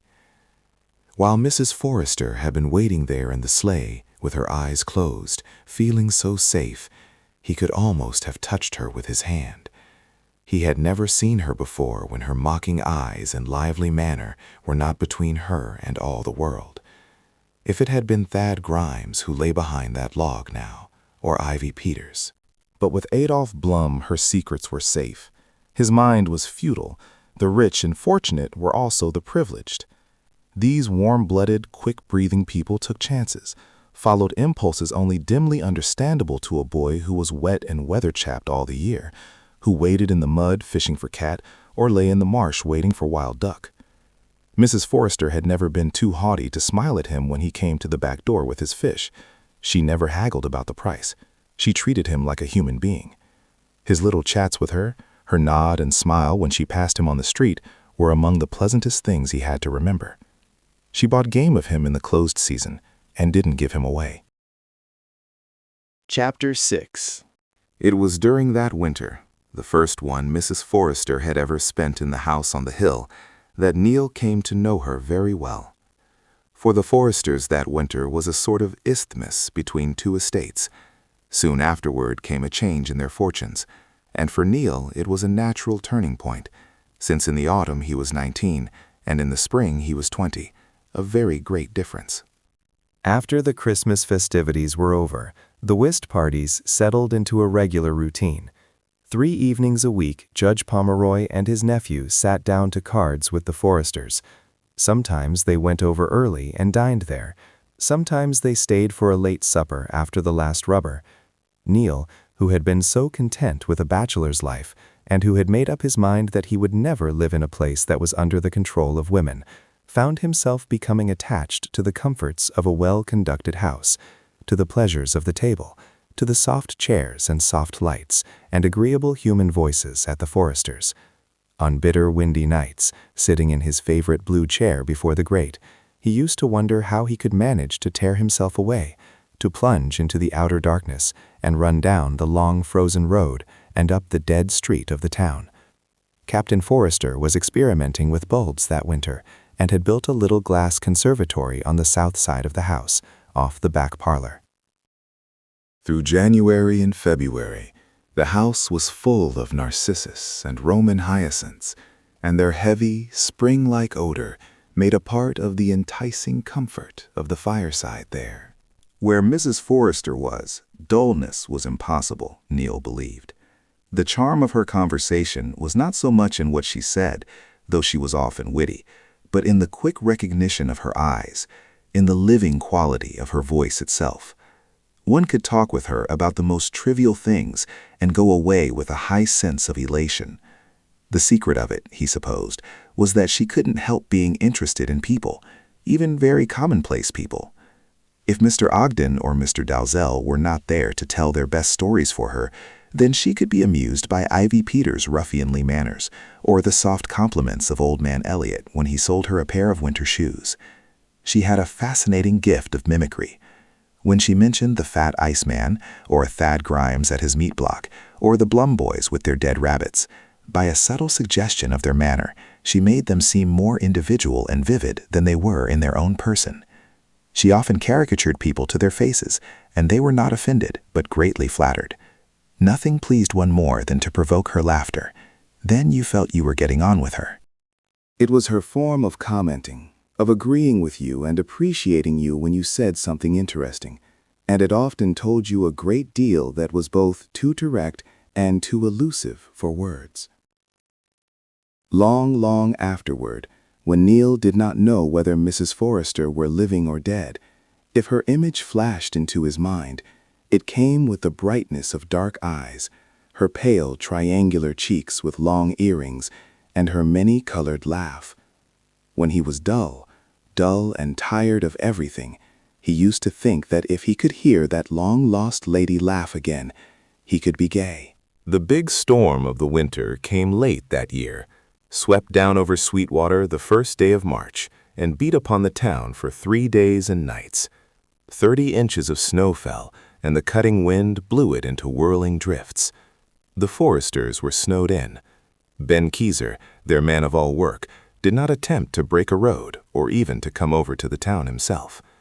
On the 3rd day, Neil went to the post office, got the captain's leather mail sack with its accumulation of letters, and set off across the creek, plunging into drifts up to his middle, sometimes up to his armpits. The fences along the lane were covered, but he broke his trail by keeping between the 2 lines of poplars. When at last he reached the front porch, Captain Forrester came to the door and let him in.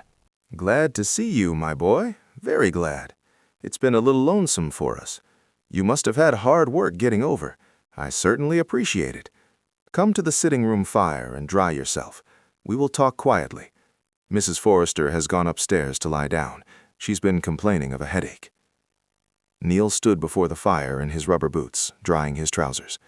The captain did not sit down, but opened the glass door into his little conservatory. I've something pretty to show you, Neil. All my hyacinths are coming along at once, every color of the rainbow. The Roman hyacinths, I say, are Mrs. Forrester's. They seem to suit her. Neil went to the door and looked with keen pleasure at the fresh, watery blossoms. I was afraid you might lose them this bitter weather, Captain. No, these things can stand a good deal of cold. They've been company for us. He stood looking out through the glass at the drifted shrubbery. Neil liked to see him look out over his place.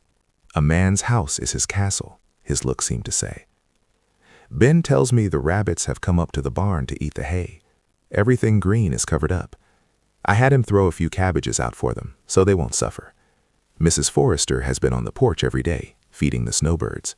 He went on, as if talking to himself. The stair door opened, and Mrs. Forrester came down in her Japanese dressing gown, looking very pale.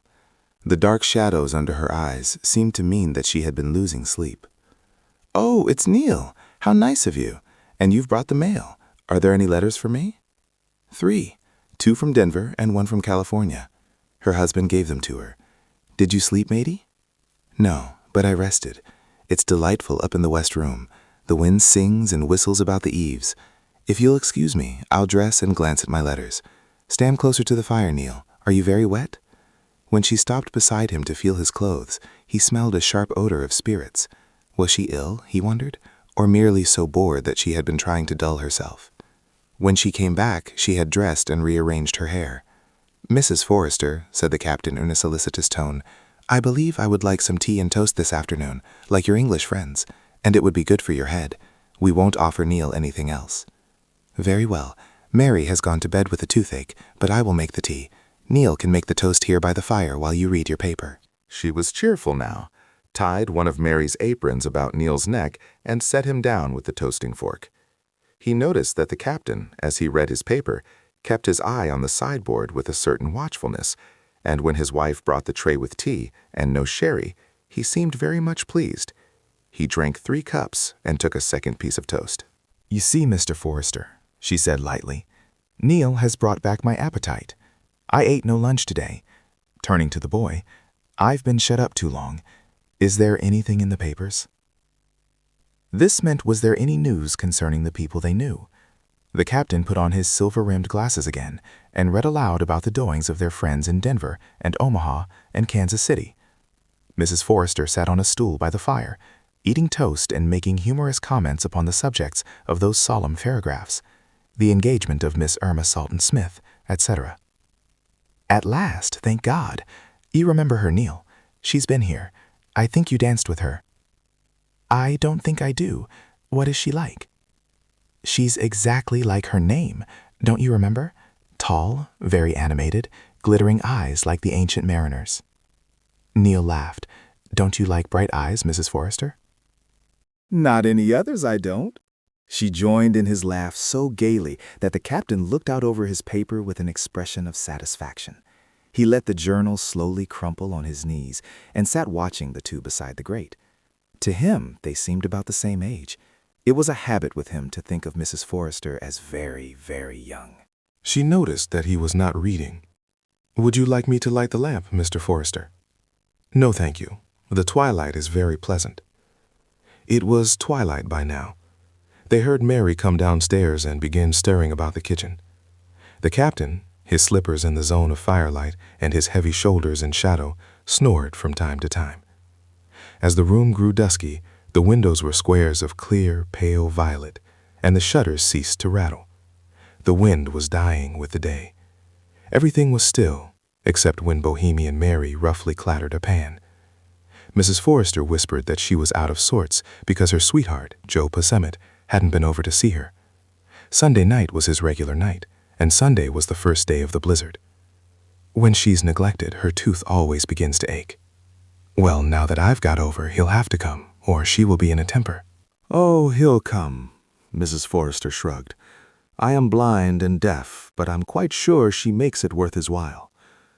After a few moments, she rose. Come, she whispered.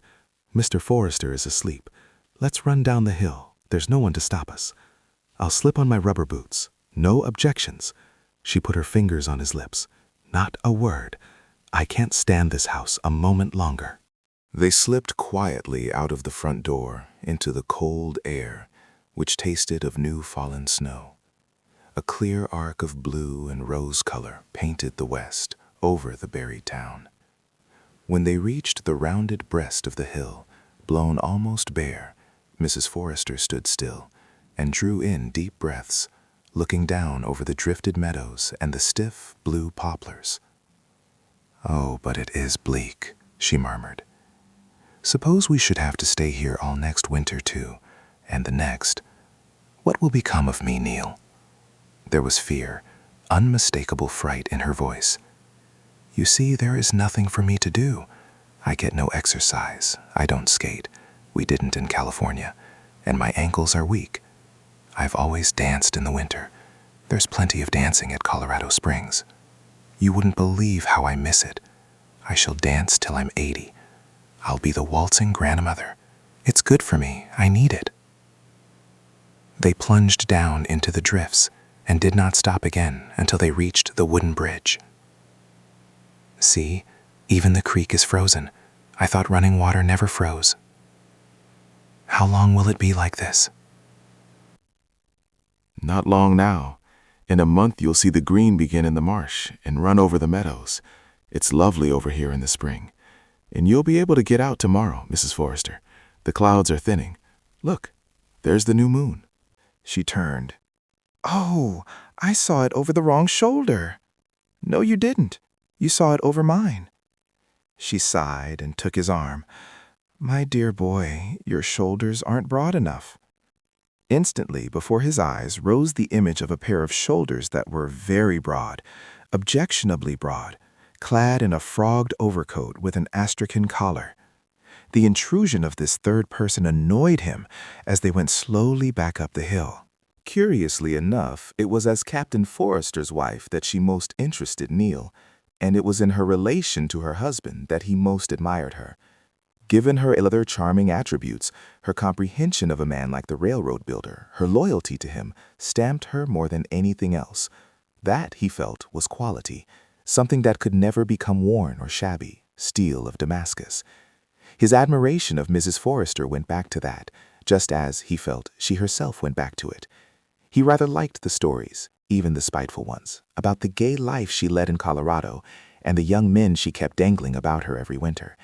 He sometimes thought of the life she might have been living ever since he had known her, and the one she had chosen to live.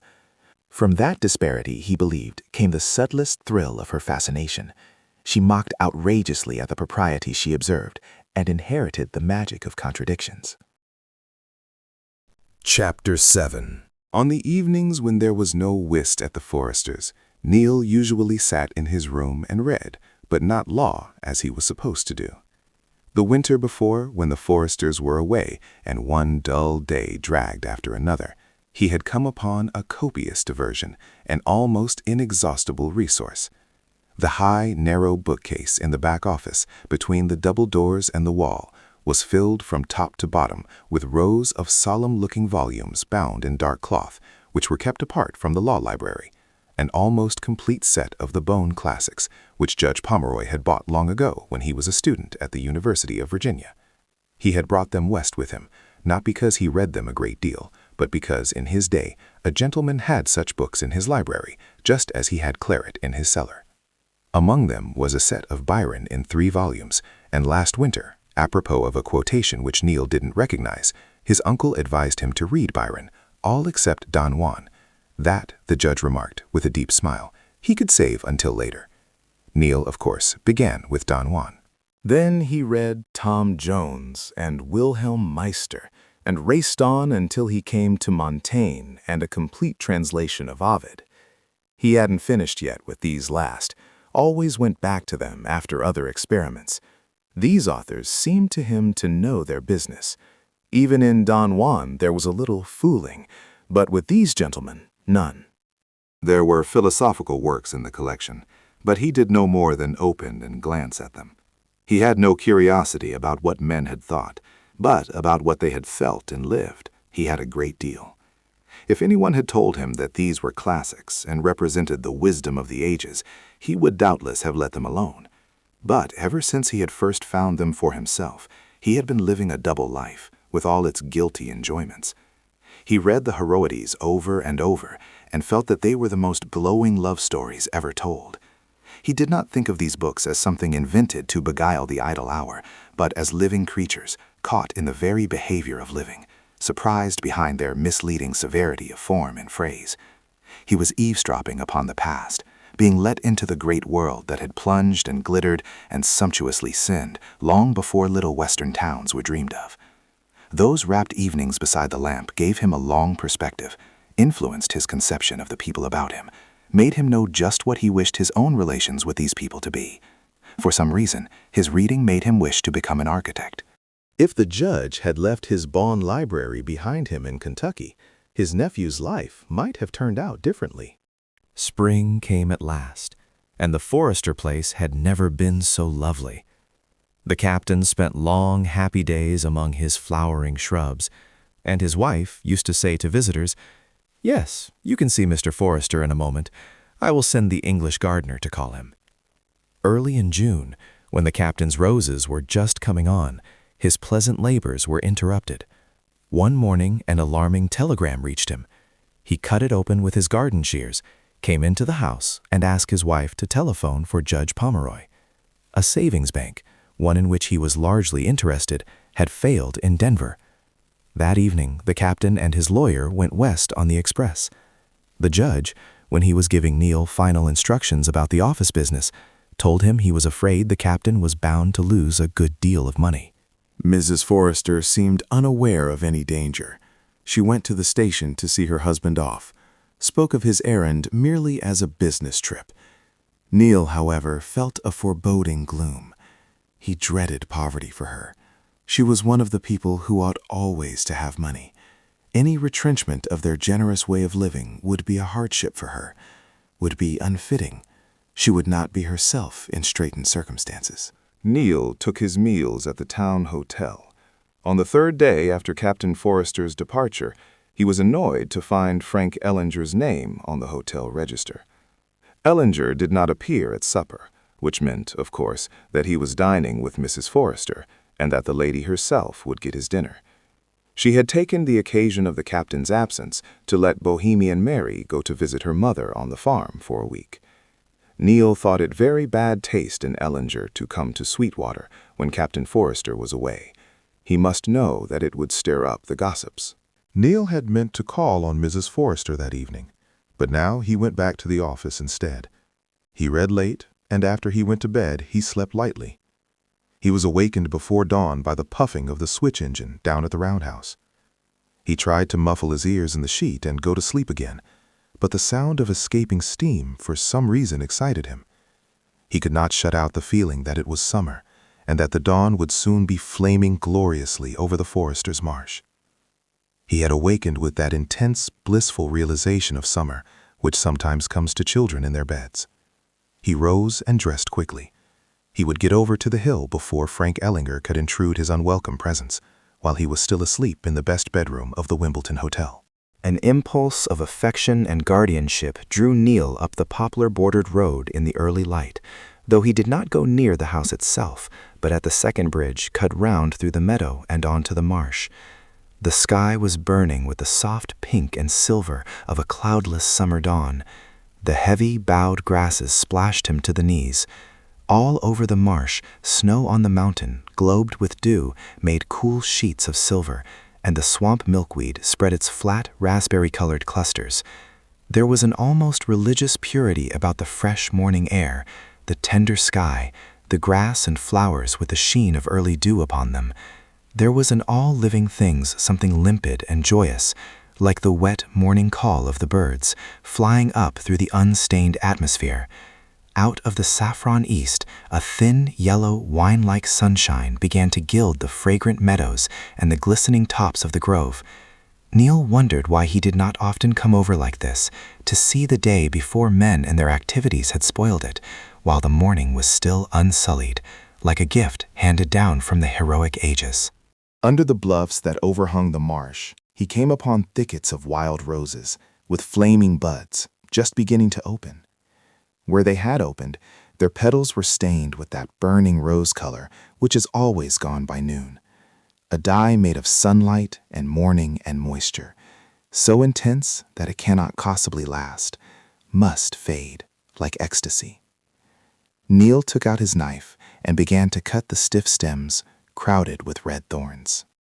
He would make a bouquet for a lovely lady, a bouquet gathered off the cheeks of morning. These roses, only half awake, in the defenselessness of utter beauty.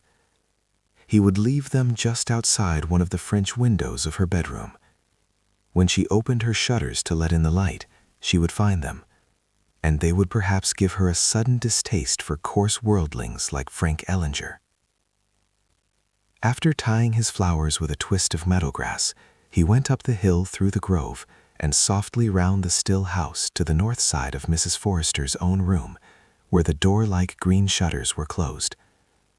As he bent to place the flowers on the sill, he heard from within a woman's soft laughter, impatient, indulgent, teasing, eager. Then another laugh, very different, a man's, and it was fat and lazy, ended in something like a yawn. Neil found himself at the foot of the hill on the wooden bridge, his face hot, his temples beating, his eyes blind with anger. In his hand he still carried the prickly bunch of wild roses. He threw them over the wire fence into a mud hole the cattle had trampled under the bank of the creek. He did not know whether he had left the house by the driveway or had come down through the shrubbery. In that instant between stooping to the windowsill and rising, he had lost one of the most beautiful things in his life. Before the dew dried, the morning had been wrecked for him, and all subsequent mornings, he told himself bitterly. This day saw the end of that admiration and loyalty that had been like a bloom on his existence. He could never recapture it. It was gone, like the morning freshness of the flowers. "Lilies that fester," he muttered. "Lilies that fester smell far worse than weeds." Grace, variety, the lovely voice, the sparkle of fun and fancy in those dark eyes, all this was nothing. It was not a moral scruple she had outraged, but an aesthetic ideal. Beautiful women whose beauty meant more than it said? Was their brilliancy always fed by something coarse and concealed? Was that their secret? Chapter 8. Neil met his uncle and Captain Forrester when they alighted from the morning train and drove over to the house with them. The business on which they had gone to Denver was not referred to until they were sitting with Mrs. Forrester in the front parlor. The windows were open, and the perfume of the mock orange and of June roses was blowing in from the garden. Captain Forrester introduced the subject, after slowly unfolding his handkerchief and wiping his forehead and his fleshy neck around his low collar. "Matey," he said, not looking at her, "I've come home a poor man. It took about everything there was to square up. You'll have this place, unencumbered, and my pension. That'll be about all.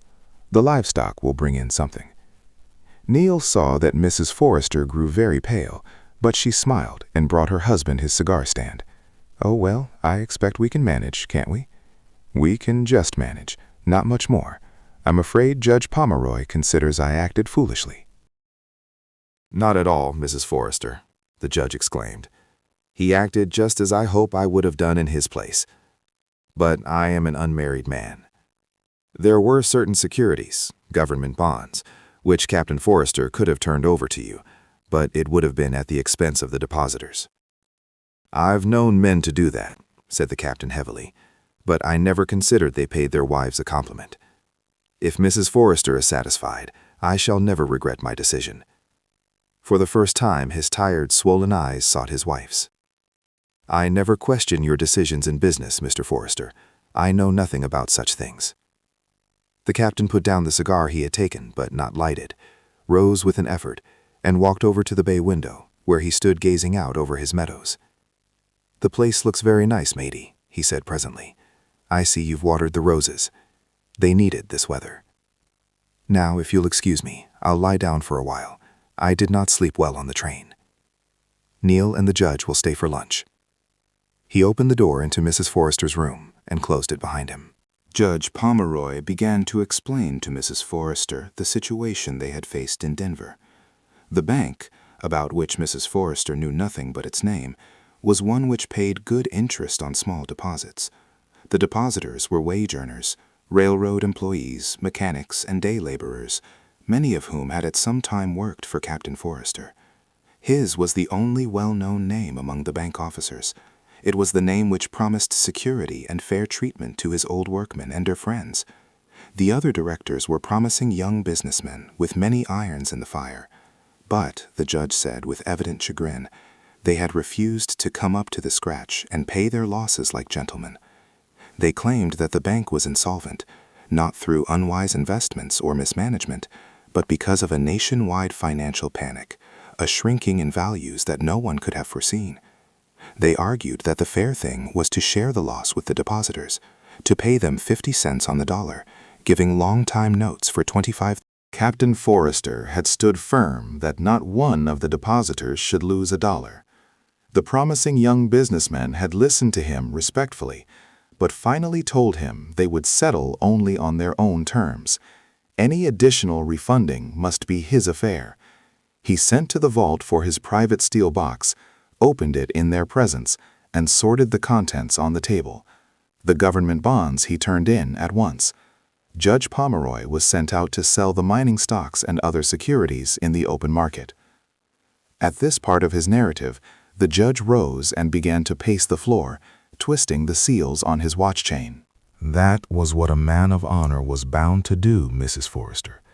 With 5 of the directors backing down, he had either to lose his name or save it. The depositors had put their savings into that bank because Captain Forrester was president. To those men with no capital but their back and their 2 hands, his name meant safety.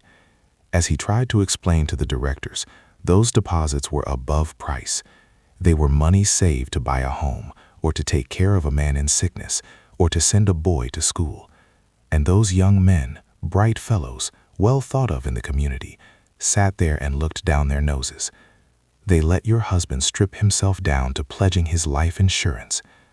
There was a crowd in the street outside the bank all day, every day, Poles and Swedes and Mexicans, looking scared to death. A lot of them couldn't speak English. It seemed like the only English word they knew was Forrester. As we went in and out, we'd hear the Mexicans saying, "Forrester, Forrester." It was a torment for me, on your account, ma'am, to see the captain strip himself. But upon my honor, I couldn't forbid him. As for those white-livered rascals that sat there. The judge stopped before Mrs. Forrester and ruffled his bushy white hair with both hands. By God, madam, I think I've lived too long. In my day, the difference between a businessman and a scoundrel was bigger than the difference between a white man and a nigger. I wasn't the right one to go out there as the captain's counsel. One of these smooth members of the bar, like Ivy Peters is getting ready to be, might have saved something for you out of the wreck. But I couldn't use my influence with your husband. To that crowd outside the bank doors, his name meant 100 cents on the dollar, and by God they got it. I'm proud of him, ma'am, proud of his acquaintance. It was the first time Neil had ever seen Mrs. Forrester flush. A quick pink swept over her face. Her eyes glistened with moisture. You were quite right, Judge. I wouldn't for the world have had him do otherwise for me. He would never hold up his head again. You see, I know him. As she said this, she looked at Neil on the other side of the room, and her glance was like a delicate and very dignified rebuke to some discourtesy, though he was not conscious of having shown her any. When their hostess went out to see about lunch, Judge Pomeroy turned to his nephew. Son, I'm glad you want to be an architect. I can't see any honorable career for a lawyer in this new business world that's coming up. Leave the law to boys like Ivy Peters and get into some clean profession. I wasn't the right man to go with Forrester. He shook his head sadly. Will they really be poor? They'll be pinched. It's as he said, they've nothing left but this place. Mrs. Forrester returned and went to waken her husband for lunch. When she opened the door into her room, they heard stertorous breathing, and she called to them to come quickly. The captain was stretched upon his iron bed in the antechamber, and Mrs. Forrester was struggling to lift his head. Quick, Neil, she panted. We must get pillows under him. Bring those from my bed. Neil gently pushed her away. Sweat poured from his face as he got his strength under the captain's shoulders. It was like lifting a wounded elephant. Judge Pomeroy hurried back to the sitting room and telephoned Dr. Dennison that Captain Forrester had had a stroke. A stroke could not finish a man like Daniel Forrester. He was kept in his bed for 3 weeks, and Neil helped Mrs. Forrester and Ben Keyser take care of him. Although he was at the house so much during that time, he never saw Mrs. Forrester alone. Scarcely saw her at all, indeed. With so much to attend to, she became abstracted, almost impersonal. There were many letters to answer, gifts of fruit and wine and flowers to be acknowledged. Solicitous inquiries came from friends scattered all the way from the Missouri to the mountains. When Mrs. Forrester was not in the captain's room or in the kitchen preparing special foods for him, she was at her desk. One morning, while she was seated there, a distinguished visitor arrived. Neil, waiting by the door for the letters he was to take to the post, saw a large, red-whiskered man in a rumpled pongee suit and a Panama hat come climbing up the hill. Cyrus Dalzell, president of the Colorado and Utah, who had come over in his private car to inquire for the health of his old friend. Neil warned Mrs. Forrester, and she went to meet the visitor, just as he mounted the steps, wiping his face with a red silk bandana. He took both the lady's hands and exclaimed in a warm, deep voice, "Here she is, looking as fresh as a bride. May I claim an old privilege?" He bent his head and kissed her. "I won't be in your way, Marian," he said as they came into the house, "but I had to see for myself how he does and how you do." Mr. Dalzell shook hands with Neil, and as he talked, he moved about the parlor clumsily and softly, like a brown bear. Mrs. Forrester stopped him to straighten his flowing yellow tie and pull down the back of his wrinkled coat. "It's easy to see that Kitty wasn't with you this morning when you dressed," she laughed. Thank you, my dear. I've got a green porter down there, and he doesn't seem to realize the extent of his duties. No, Kitty wanted to come, but we have 2 giddy nieces out from Portsmouth visiting us, and she felt she couldn't. I just had my car hitched on to the tail of the Burlington Flyer and came myself. Now tell me about Daniel. Was it a stroke? Mrs. Forrester sat down on the sofa beside him and told him about her husband's illness, while he interrupted with sympathetic questions and comments, taking her hand between his large, soft palms and patting it affectionately. "And now I can go home and tell Kitty that he will soon be as good as ever, and that you look like you were going to lead the ball tonight.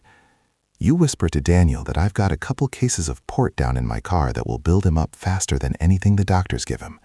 And I've brought along a Bizen sherry for a lady that knows a thing or two about wines.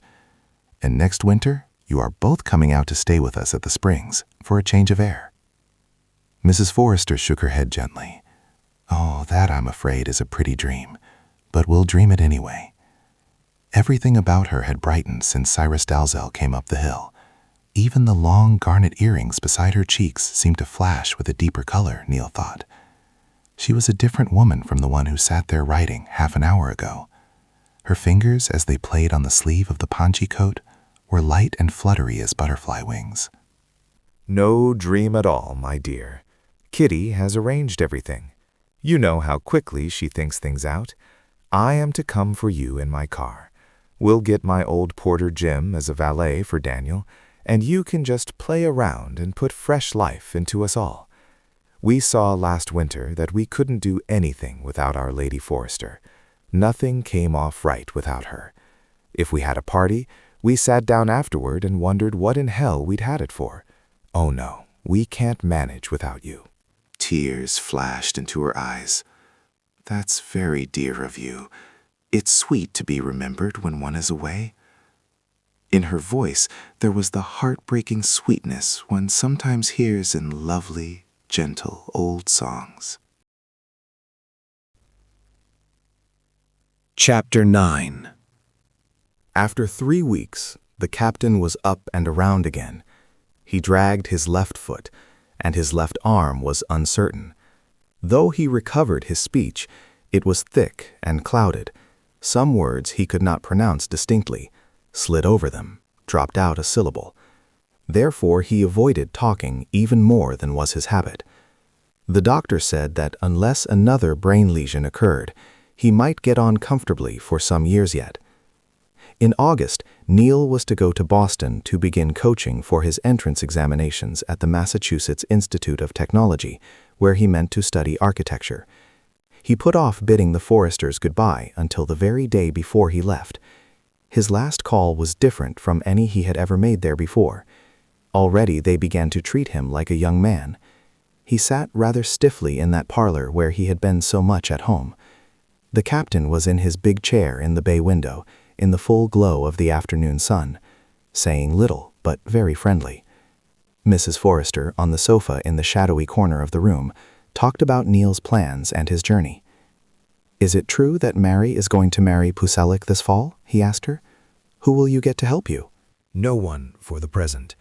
Ben will do all I can't do. Never mind us.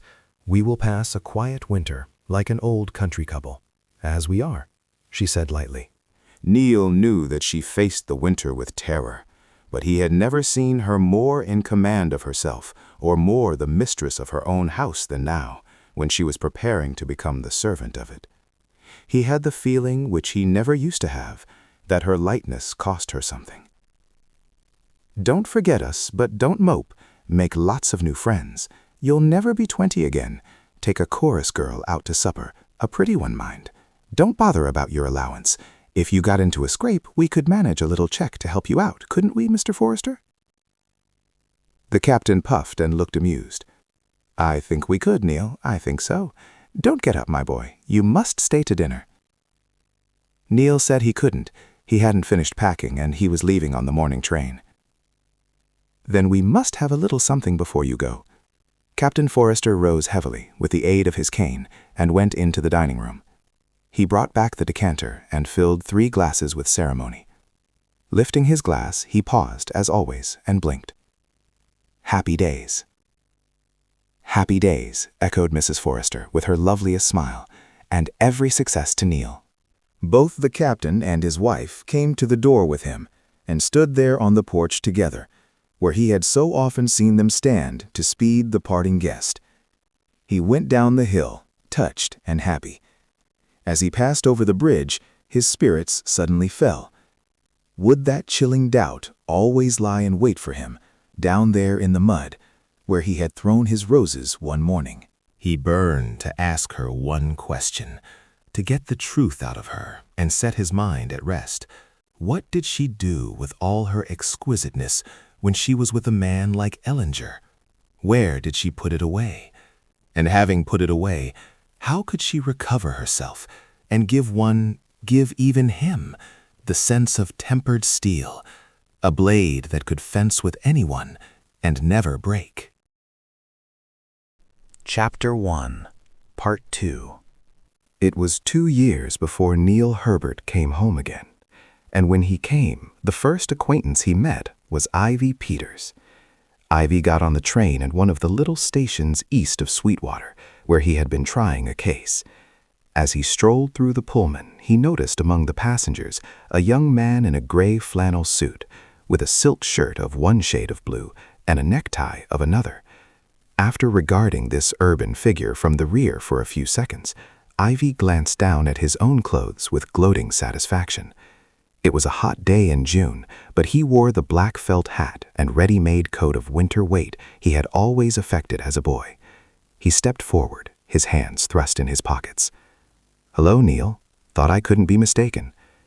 Neil looked up and saw the red, bee-stung face with its 2 permanent dimples smiling down at him in contemptuous jocularity. "Hello, Ivy. I couldn't be mistaken in you either. Coming home to go into business?"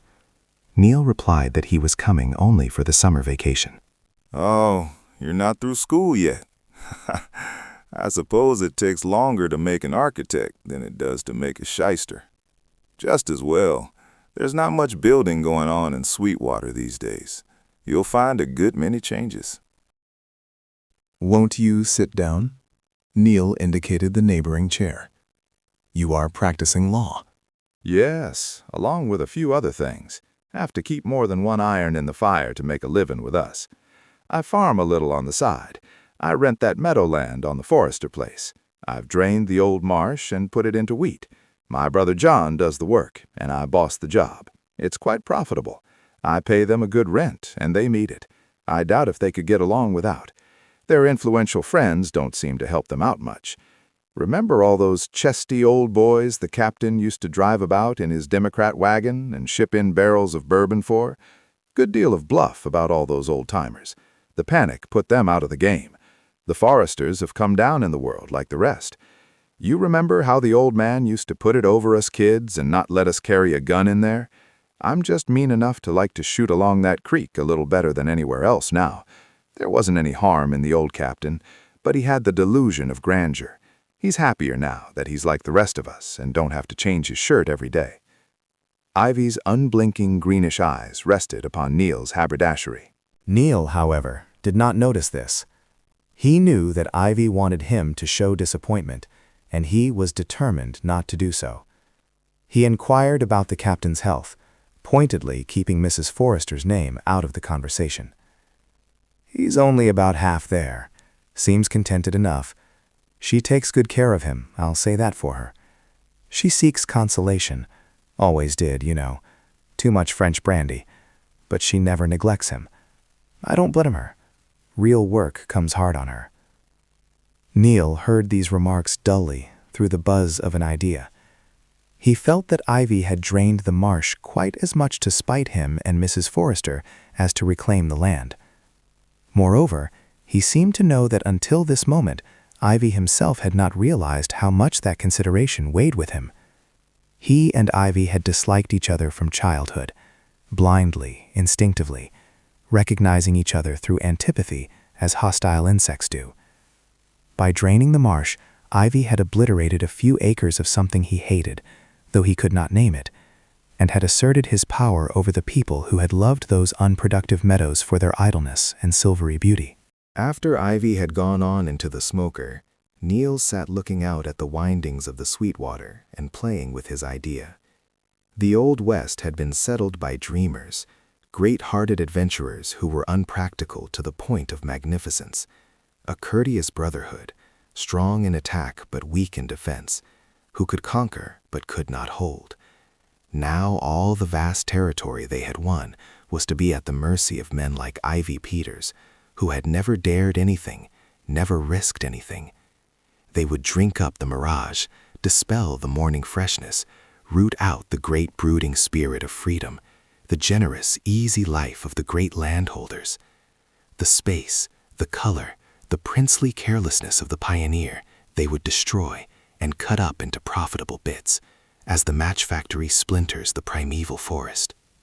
All the way from the Missouri to the mountains, this generation of shrewd young men, trained to petty economies by hard times, would do exactly what Ivy Peters had done when he drained the Forester Marsh.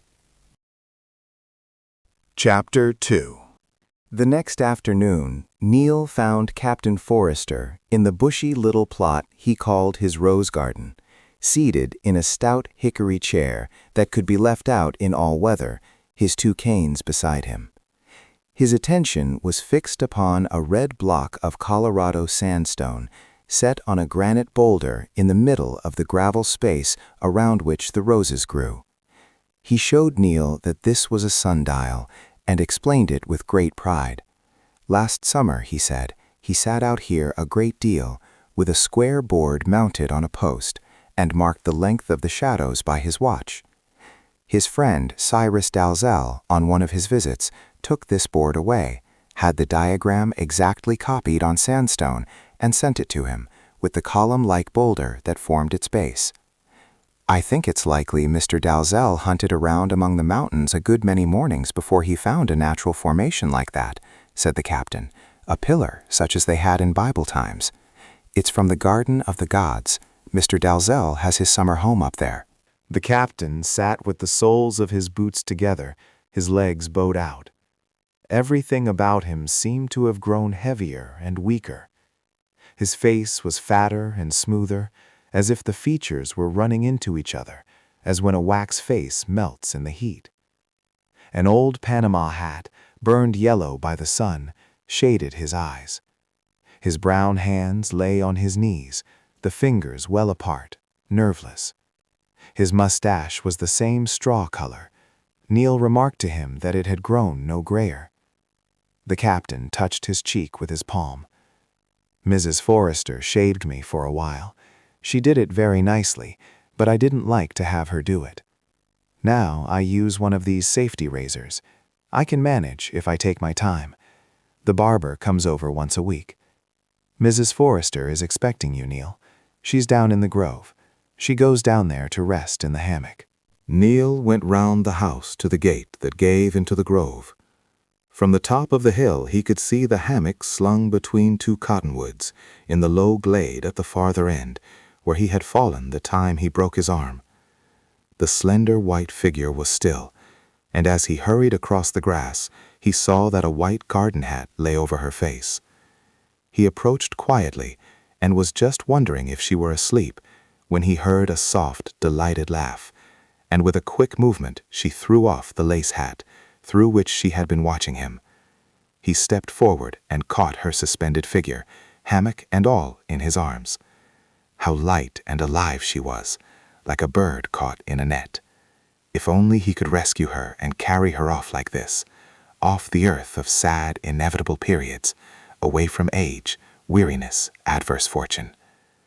She showed no impatience to be released, but lay laughing up at him with that gleam of something elegantly wild, something fantastic and tantalizing. Seemingly so artless, really the most finished artifice. She put her hand under his chin as if he were still a boy. And how handsome he's grown. Isn't the old judge proud of you? He called me up last night and began sputtering. It's only fair to warn you, ma'am, that I've a very handsome boy over here. As if I hadn't known you would be. And now you're a man and have seen the world.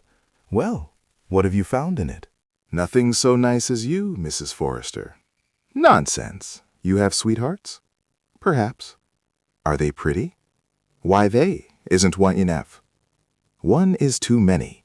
I want you to have half a dozen and still save the best for us. One would take everything. If you had her, you would not have come home at all. I wonder if you know how we've looked for you. She took his hand and turned a seal ring about on his little finger absently. Every night for weeks, when the lights of the train came swinging in down below the meadows, I've said to myself, Neil is coming home. There's that to look forward to. She caught herself as she always did when she found that she was telling too much, and finished in a playful tone. So you see, you mean a great deal to all of us. Did you find Mr. Forrester? Oh yes, I had to stop and look at his sundial. She raised herself on her elbow and lowered her voice. Neil, can you understand it? He isn't childish, as some people say, but he will sit and watch that thing hour after hour. How can anybody like to see time visibly devoured? We are all used to seeing clocks go round, but why does he want to see that shadow creep on that stone? Has he changed much? No? I'm glad you feel so. Now, tell me about the Adamses and what George is like. Neil dropped on the turf and sat with his back against a tree trunk, answering her rapid questions and watching her while he talked. Of course, she was older, and the brilliant sun of the afternoon one saw that her skin was no longer like white lilacs. It had the ivory tint of gardenias that have just begun to fade. The coil of blue-black hair seemed more than ever too heavy for her head. There were lines, something strained about the corners of her mouth that used not to be there. But the astonishing thing was how these changes could vanish in a moment, be utterly wiped out in a flash of personality, and one forgot everything about her except herself. And tell me, Neil, do women really smoke after dinner now with the men? Nice women? I shouldn't like it. It's all very well for actresses, but women can't be attractive if they do everything that men do. I think just now it's the fashion for women to make themselves comfortable before anything else. Mrs. Forrester glanced at him as if he had said something shocking. Ah, that's just it. The two things don't go together. Athletics and going to college and smoking after dinner. Do you like it? Don't men like women to be different from themselves? They used to. Neil laughed. Yes, that was certainly the idea of Mrs. Forrester's generation. Uncle Judge says you don't come to see him any more as you used to, Mrs. Forrester. He misses it. My dear boy, I haven't been over to the town for 6 weeks. I'm always too tired. We have no horse now, and when I do go, I have to walk. That house, nothing is ever done there unless I do it, and nothing ever moves unless I move it. That's why I come down here in the afternoon, to get where I can't see the house. I can't keep it up as it should be kept. I'm not strong enough. Oh yes, Ben helps me. He sweeps and beats the rugs and washes windows, but that doesn't get a house very far. Mrs. Forrester sat up suddenly and pinned on her white hat. We went all the way to Chicago, Neil, to buy that walnut furniture. Couldn't find anything at home big and heavy enough. If I'd known that one day I'd have to push it about, I would have been more easily satisfied. She rose and shook out her rumpled skirts.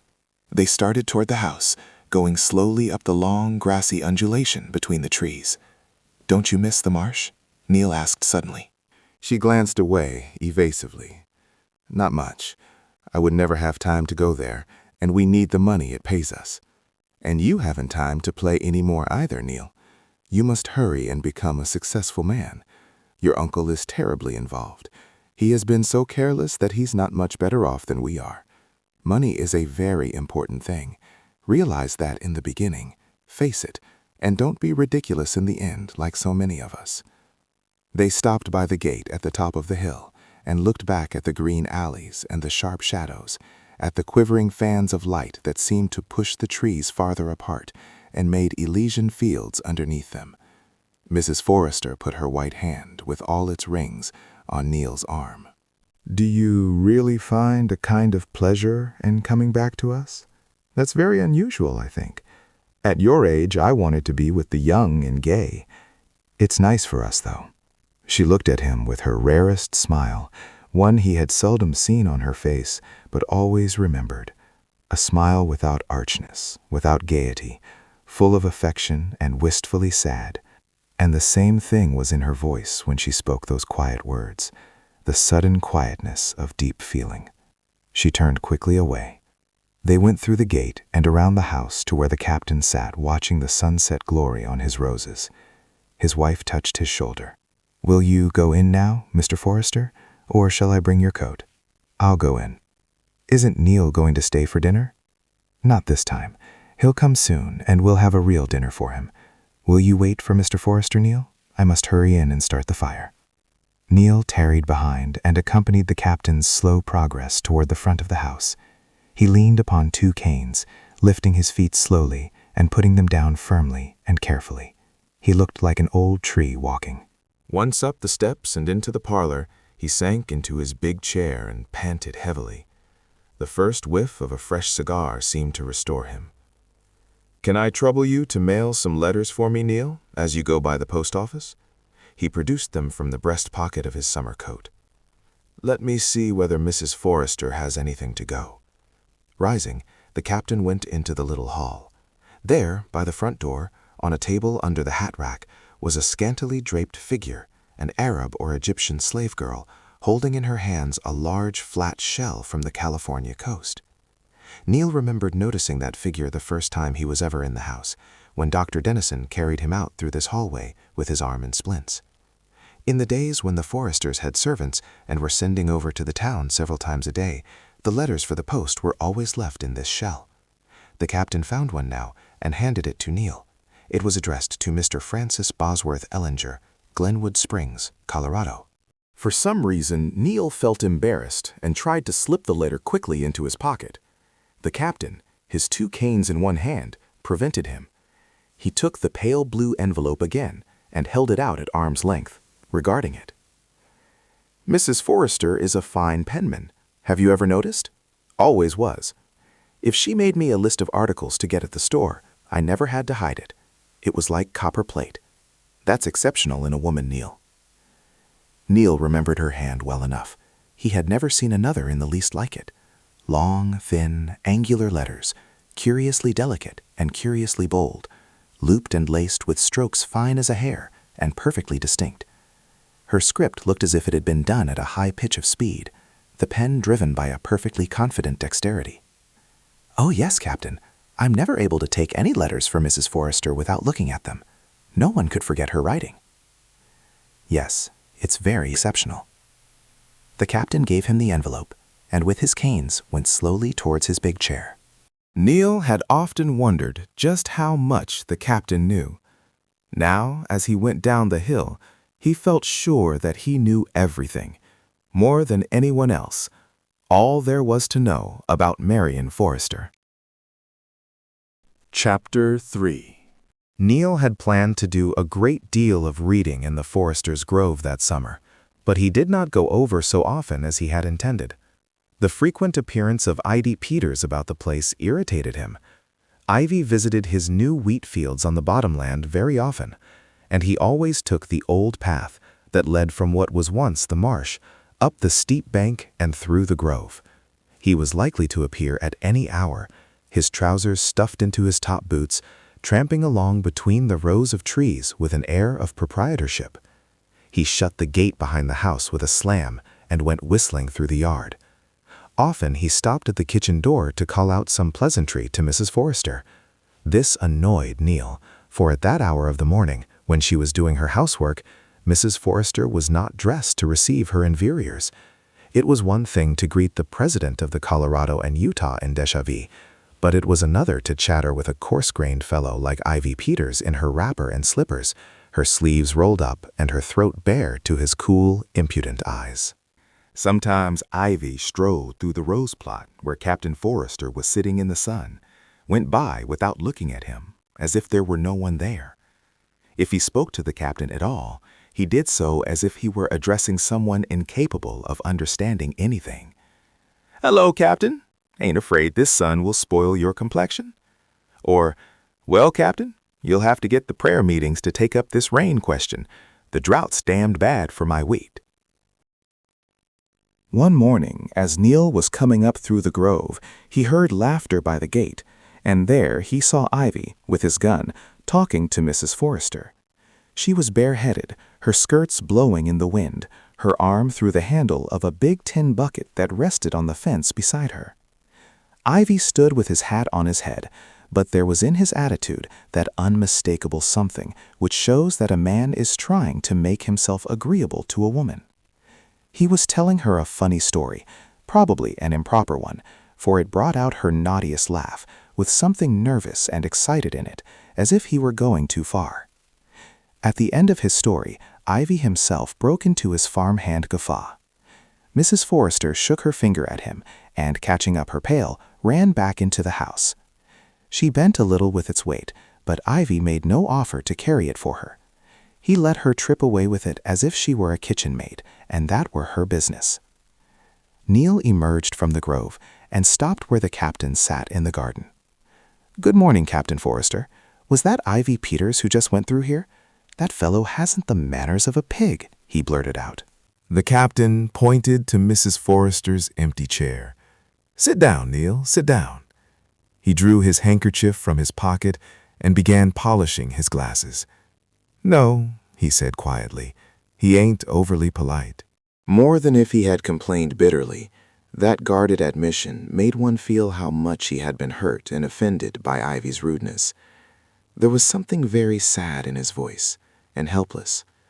From his equals, respect had always come to him as his due.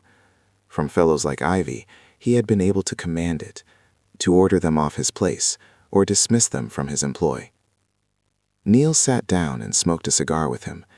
They had a long talk about the building of the Black Hills branch of the Burlington. In Boston last winter, Neil had met an old mine owner who was living in Deadwood when the railroad first came in. When Neil asked him if he had known Daniel Forrester, the old gentleman said, "Forrester, was he the one with the beautiful wife?" "You must tell her," said the captain, stroking the warm surface of his sundial. "Yes, indeed, you must tell Mrs. Forrester." One night in the first week of July, a night of glorious moonlight, Neil found himself unable to read or to stay indoors at all. He walked aimlessly down the wide, empty street and crossed the first creek by the footbridge. The wide, ripe fields, the whole country, seemed like a sleeping garden. One trod the dusty road softly, not to disturb the deep slumber of the world. In the Forrester lane, the scent of sweet clover hung heavy. It had always grown tall and green here, ever since Neil could remember. The captain would never let it be cut until the weeds were mowed in the fall. The black plume-like shadows of the poplars fell across the lane and over Ivy Peters' wheat fields. As he walked on, Neil saw a white figure standing on the bridge over the second creek, motionless in the clear moonlight. He hurried forward. Mrs. Forrester was looking down at the water, where it flowed bright over the pebbles. He came up beside her. "The captain is asleep." "Oh, yes, long ago. He sleeps well, thank heaven. After I tuck him in, I have nothing more to worry about." While they were standing there, talking in low voices, they heard a heavy door slam on the hill. Mrs. Forrester started and looked back over her shoulder. A man emerged from the shadow of the house and came striding down the driveway. Ivy Peters stepped upon the bridge. "Good evening," he said to Mrs. Forrester, neither calling her by name nor removing his hat. "I see you have company. I've just been up looking at the old barn to see if the stalls are fit to put horses in there tomorrow. I'm going to start cutting wheat in the morning, and we'll have to put the horses in your stable at noon. We'd lose time taking them back to town." "Why, certainly. The horses can go in our barn. I'm sure Mr. Forrester would have no objection." She spoke as if he had asked her permission. "Oh," Ivy shrugged. "The men will begin down here at 6 o'clock. I won't get over till about 10, and I have to meet a client at my office at 3. Maybe you could give me some lunch to save time?" His impudence made her smile. "Very well, then. I invite you to lunch. We lunch at 1. "Thanks. It will help me out." As if he had forgotten himself, he lifted his hat and went down the lane swinging it in his hand. Neil stood looking after him.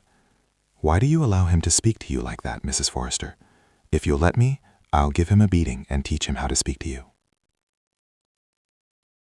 "No, Neil. Remember, we have to get along with Ivy Peters. We simply have to." There was a note of anxiety in her voice, and she caught his arm.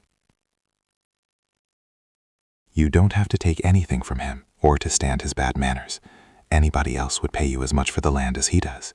"But he has a lease for 5 years, and he could make it very disagreeable for us, don't you see?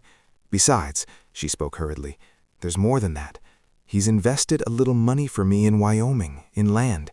He gets splendid land from the Indians some way, for next to nothing. Don't tell your uncle, I've no doubt it's crooked.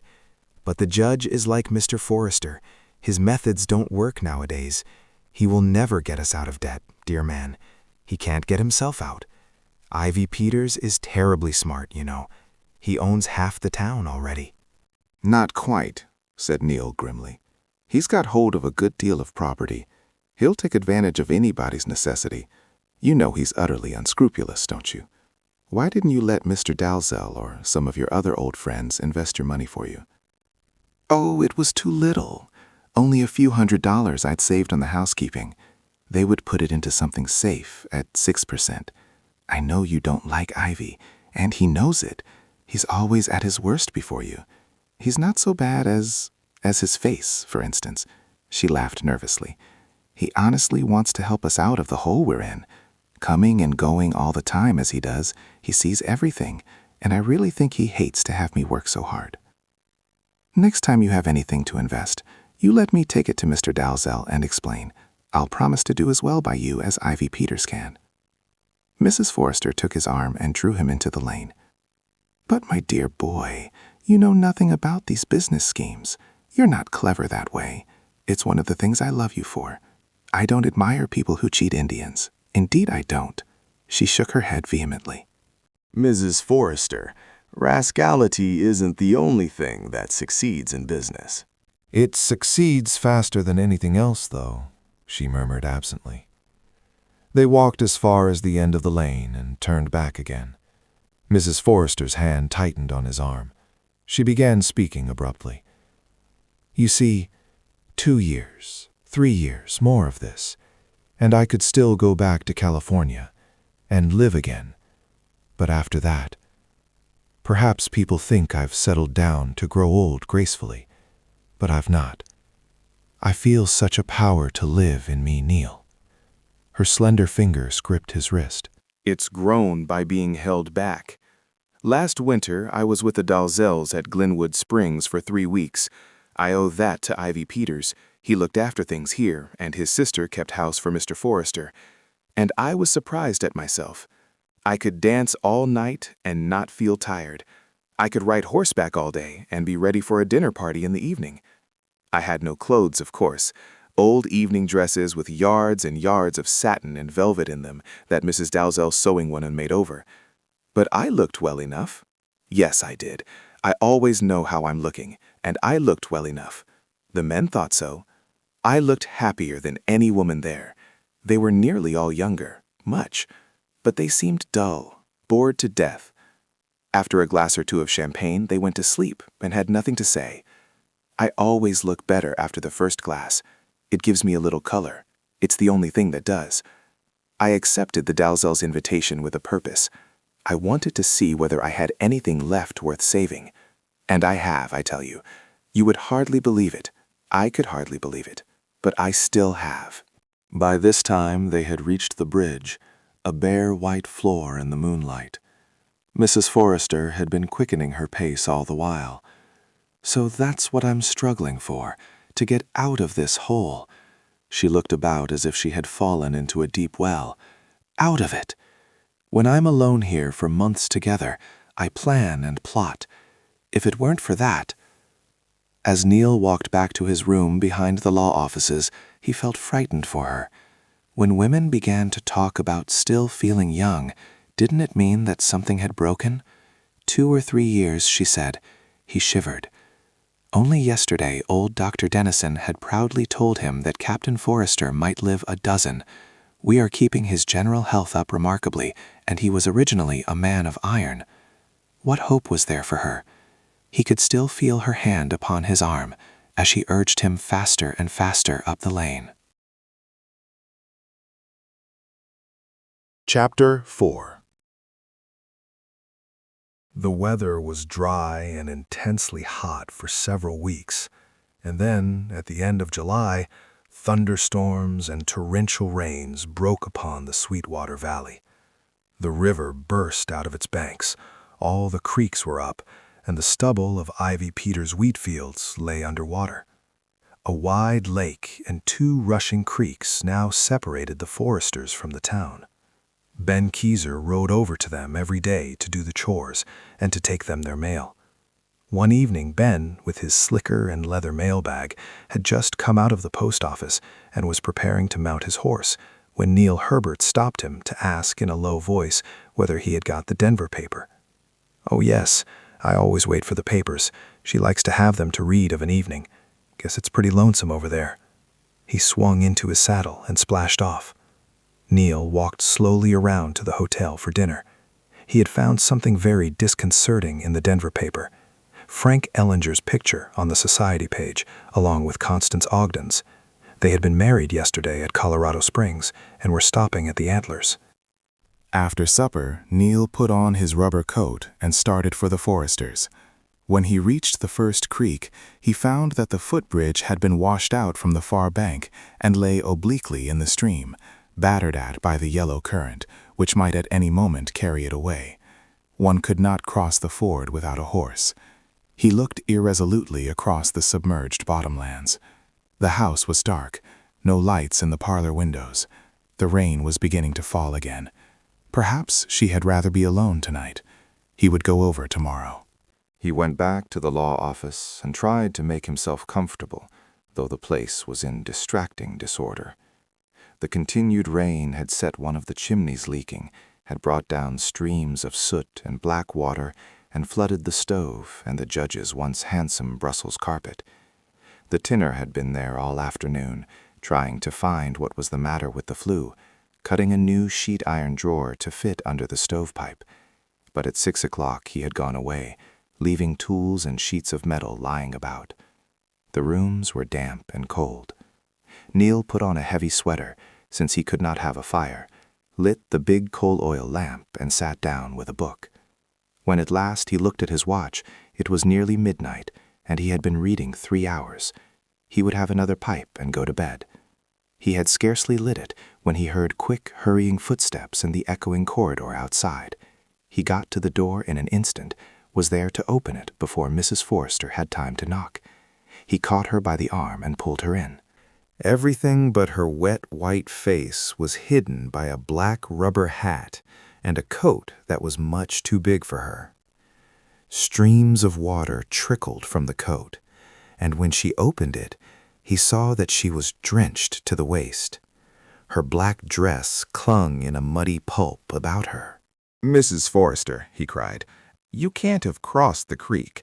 It's up to a horse's belly in the ford." "I came over the bridge, what's left of it. It shook under me, but I'm not heavy." She threw off her hat and wiped the water from her face with her hands. "Why didn't you ask Ben to bring you over on his horse? Here, please, swallow this." She pushed his hand aside. "Wait, afterwards." "Ben? I didn't think until after he was gone. It's the telephone I want. Long distance. Get me Colorado Springs, the Antlers, quick." Then Neil noticed that she smelled strong of spirits. It steamed above the smell of rubber and creek mud and wet cloth. She snatched up the desk telephone, but he gently took it from her. "I'll get them for you, but you're in no condition to talk now. You're out of breath. Do you really want to talk tonight? You know Mrs. Beasley will hear every word you say." Mrs. Beasley was the Sweetwater Central and an indefatigable reporter of everything that went over the wires. Mrs. Forrester, sitting in his uncle's desk chair, tapped the carpet with the toe of her rubber boot. "Do hurry, please," she said in that polite, warning tone of which even Ivy Peters was afraid. Neil aroused the sleepy Central and put in the call. "She asks whom you wish to speak to." "Frank Ellinger. Say Judge Pomeroy's office wishes to speak to him." Neil began soothing Mrs. Beasley at the other end. "No, not the management, Mrs. Beasley. One of the guests. Frank Ellinger." He spelled the name. "Yes, Judge Pomeroy's office wants to talk to him." "I'll be right here. As soon as you can, please." He put down the instrument. "I'd rather, publish anything in the town paper than telephone it through Mrs. Beasley." Mrs. Forrester paid no heed to him, did not look at him, sat staring at the wall. "I can't see why you didn't call me up and ask me to bring a horse over for you, if you felt you must get to a long-distance telephone tonight." "Yes. I didn't think of it. I only knew I had to get over here, and I was afraid something might stop me." She was watching the telephone as if it were alive. Her eyes were shrunk to hard points. Her brows, drawn together in an acute angle, kept twitching in the frown which held them, the singular frown of one overcome by alcohol or fatigue, who was holding on to consciousness by the strength of a single purpose. Her blue lips, the black shadows under her eyes, made her look as if some poison were at work in her body. They waited and waited. Neil understood that she did not wish him to talk. Her mind was struggling with something. With every blink of her lashes, she seemed to face it anew. Presently she rose, as if she could bear the suspense no longer, and went over to the window, leaned against it. "Did you leave Captain Forrester alone?" Neil asked suddenly. "Yes, nothing will happen over there. Nothing ever does happen," she answered wildly, wringing her hands. The telephone buzzed. Mrs. Forrester darted toward the desk, but Neil lifted the instrument in his left hand and barred her way with his right. "Try to be calm, Mrs. Forrester. When I get Ellinger, I will let you talk to him, and Central will hear every word you say, remember." After some exchanges with the Colorado office, he pointed her to the chair. "Sit down and I'll give it to you. He is on the wire." He did not dare to leave her alone, though it was awkward enough to be a listener. He walked to the window and stood with his back to the desk where she was sitting. "Is that you, Frank? This is Marian. I won't keep you a moment. You were asleep? So early? That's not like you. You've reformed already, haven't you?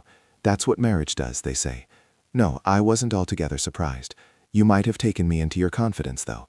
Haven't I deserved it?" A long, listening pause. Neil stared stupidly at the dark window.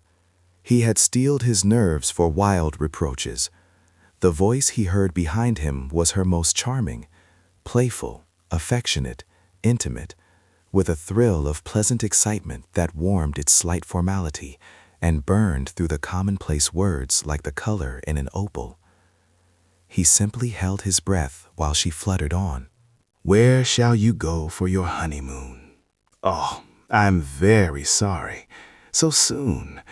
You must take good care of her. Give her my love. I should think California at this time of the year might be right." It went on like this for some minutes.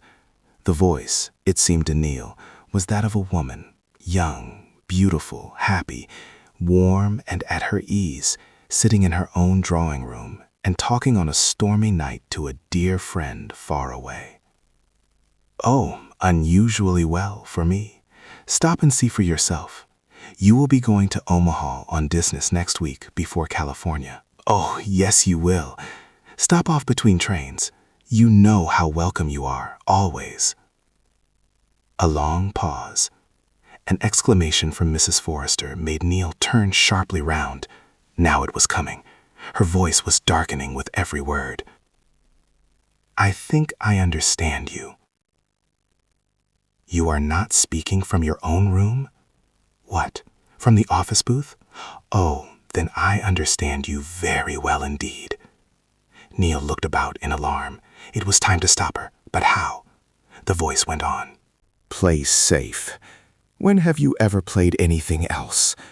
You know, Frank, the truth is that you are a coward, a great hulking coward. Do you hear me? I want you to hear. You've got a safe thing at last, I should think. Safe and pasty. How much stock did you get with it? A big block, I hope. Now let me tell you the truth. I don't want you to come here. I never want to see you again while I live, and I forbid you to come and look at me when I'm dead. I don't want your hateful eyes to look at my dead face. Do you hear me? Why don't you answer me? Don't dare to hang up the receiver, you coward. Oh, you big... Frank, say something. Oh, he shut me off. I can't hear him."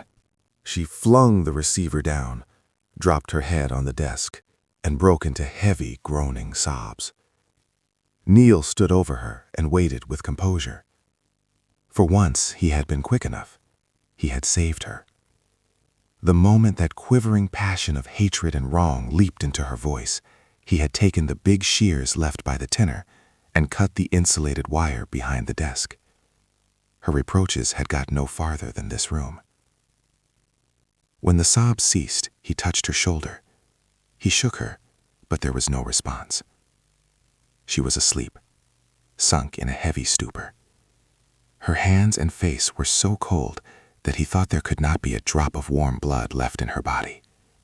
He carried her into his room, cut off her drenched clothing, wrapped her in his bathrobe, and put her into his own bed. She was absolutely unconscious.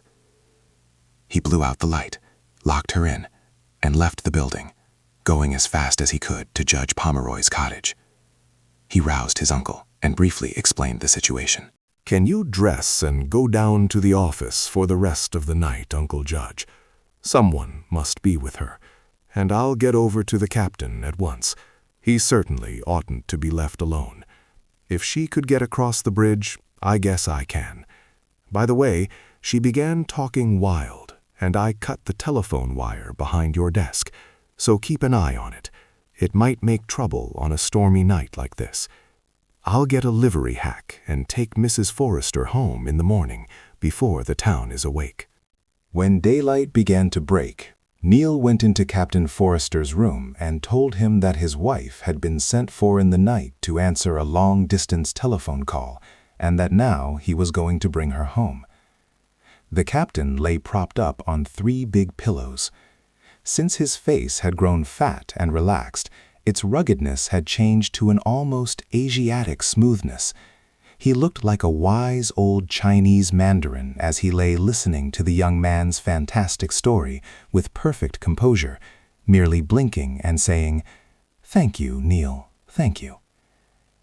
As Neil went through the sleeping town on his way to the livery barn, he saw the short, plump figure of Mrs. Beasley, like a boiled pudding sewed up in a blue kimono, waddling through the feathery asparagus bed behind the telephone office.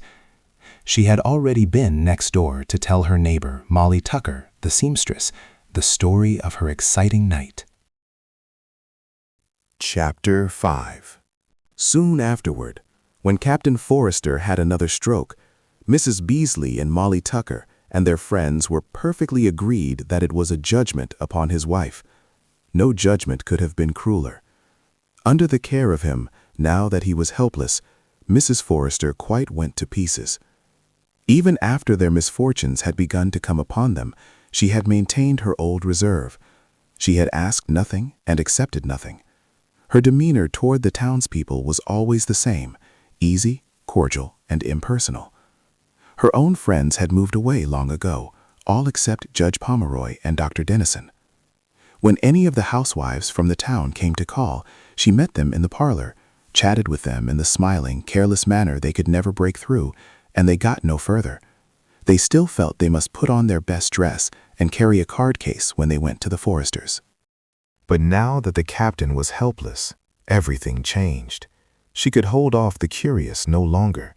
The townswomen brought soups and custards for the invalid. When they came to sit out the night with him, she turned the house over to them. She was worn out, so exhausted that she was dull to what went on about her.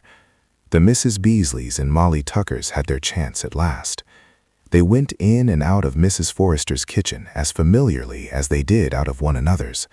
They rummaged through the linen closet to find more sheets, pried about in the attic and cellar. They went over the house like ants, the house where they had never before got past the parlor, and they found they had been fooled all these years. There was nothing remarkable about the place at all. The kitchen was inconvenient, the sink was smelly, the carpets were worn, the curtains faded, the clumsy, old-fashioned furniture they wouldn't have had for a gift, and the upstairs bedrooms were full of dust and cobwebs. Judge Pomeroy remarked to his nephew that he had never seen these women look so wide awake, so important and pleased with themselves, as now when he encountered them bustling about the Forrester place. The captain's illness had the effect of a social revival, like a new club or church society. The creatures grew bolder and bolder, and Mrs. Forrester, apparently, had no power of resistance. She drudged in the kitchen, slept, half-dressed, in one of the chambers upstairs, kept herself going on black coffee and brandy. All the bars were down. She had ceased to care about anything. As the women came and went through the lane, Neil sometimes overheard snatches of their conversation. "Why didn't she sell some of that silver? All those platters and covered dishes stuck away with the tarnish of years on them. I wouldn't mind having some of her linen. There's a chest full of double damask upstairs, every tablecloth long enough to make two. Did you ever see anything like the wine glasses? I'll bet there's not as many in both saloons put together. If she has a sale after he's gone, I'll buy a dozen champagne glasses. They're nice to serve sherbet in. "There are 9 dozen glasses," said Molly Tucker, counting them for beer and whiskey. "If there is a sale, I've a mind to bid in a couple of them green ones with long stems for mantel ornaments. But she'll never sell them all, unless she can get the saloons to take them." Ed Elliott's mother laughed. "She'll never sell 'em as long as she's got anything to put in 'em. The cellar will go dry someday. I guess there's always plenty that will get it for such as her. I never go there now that I don't smell it on her. I went over late the other night, and she was on her knees washing up the kitchen floor. Her eyes were glassy.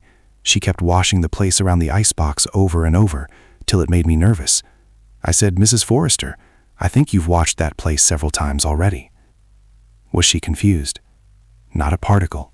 She laughed and said she was often absent-minded. Mrs. Elliott's companions laughed too, and agreed that absent-minded was a good expression.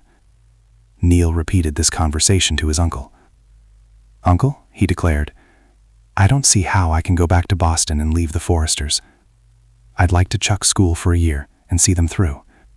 I want to go over there and clear those gossips out. Could you stay at the hotel for a few weeks and let me have Black Tom? With him to help me, I'd send every one of those women trotting down the lane." It was arranged quietly and at once. Tom was put in the kitchen, and Neil himself took charge of the nursing. He met the women with firmness. They were very kind, but now nothing was needed.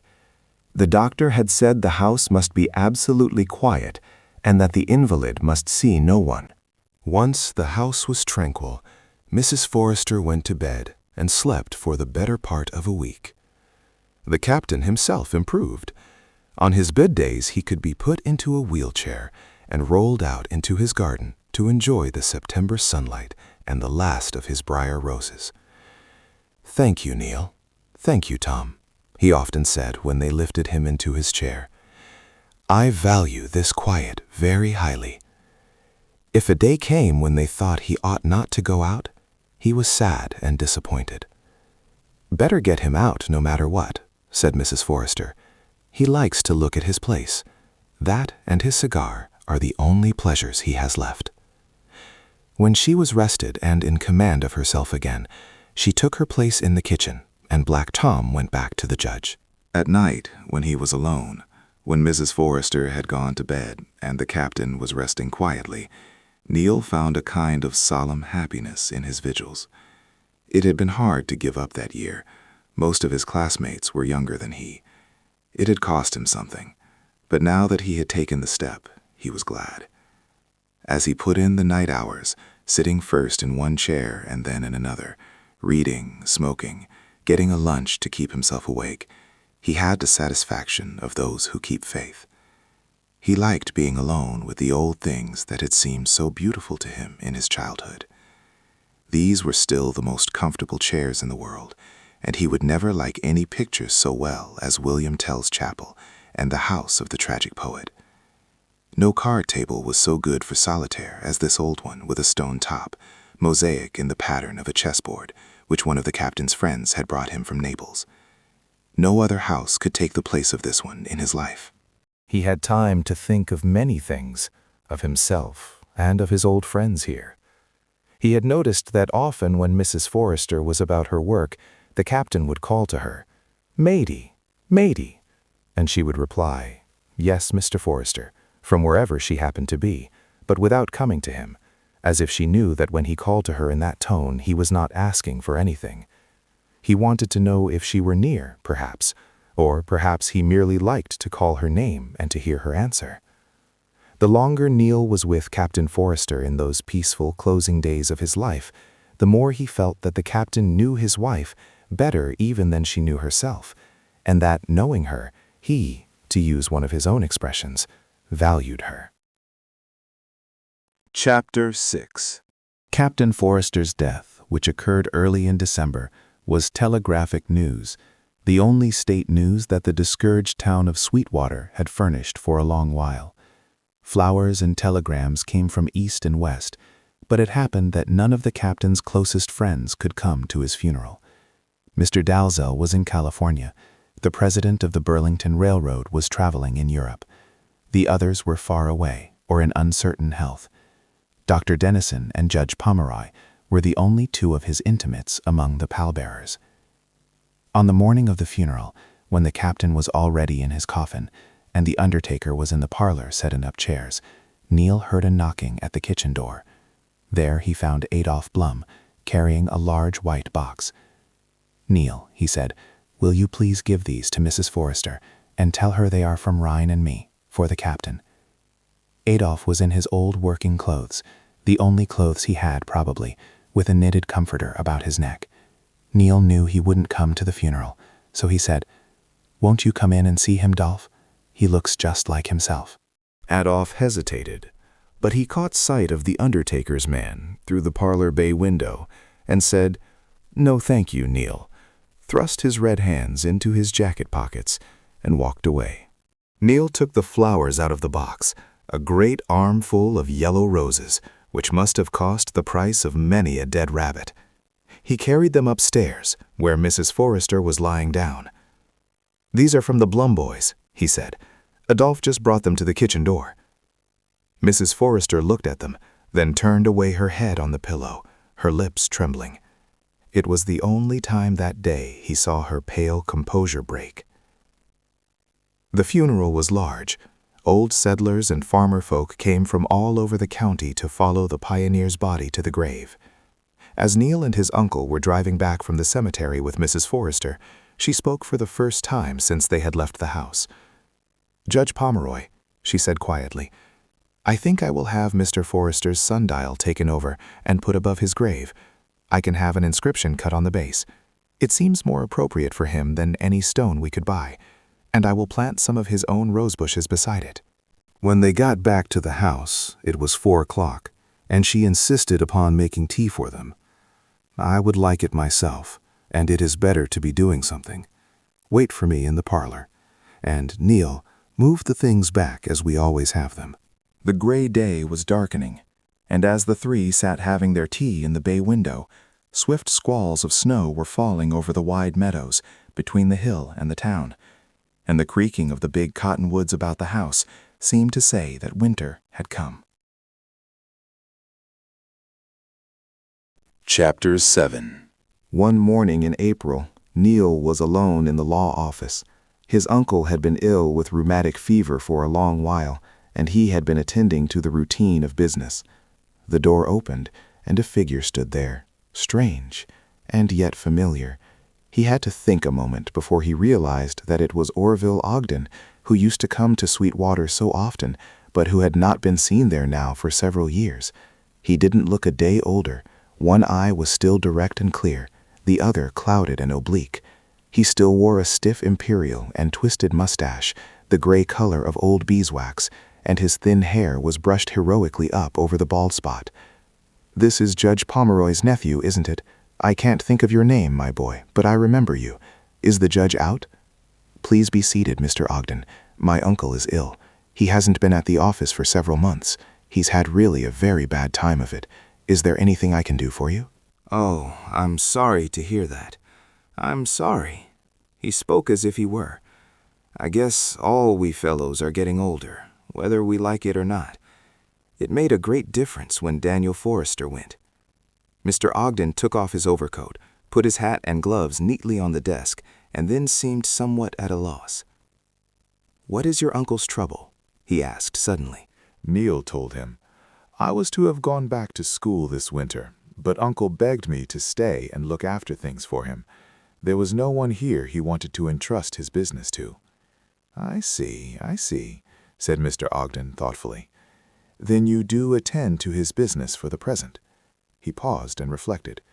"Yes, there was something that I wanted to take up with him. I am stopping off for a few hours only, between trains. I might speak to you about it, and you could consult your uncle and write me in Chicago. It's a confidential matter, and concerns another person. Neil assured him of his discretion, but Mr. Ogden seemed to find the subject difficult to approach. He looked very grave and slowly lit a cigar. "It is simply," he said at last, "a rather delicate suggestion I wish to make to your uncle about one of his clients. I have several friends in the government at Washington just at present, friends who would go out of their way to serve me. I have been thinking that we might manage it to get a special increase of pension for Mrs. Forrester.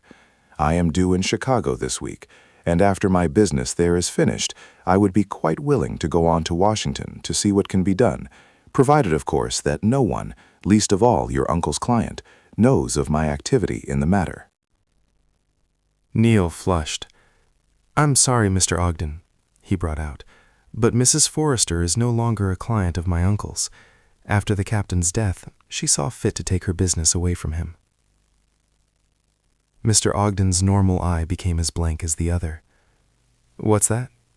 He isn't her lawyer? Why, for 20 years. I know that, sir. She didn't treat him with much consideration. She transferred her business very abruptly."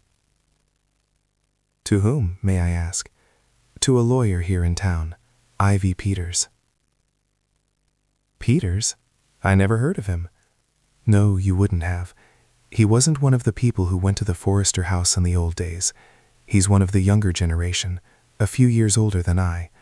He rented part of the Forresters' land for several years before the captain's death, was their tenant. That was how Mrs. Forrester came to know him. She thinks him a good businessman." Mr. Ogden frowned. "And is he?" "Some people think so."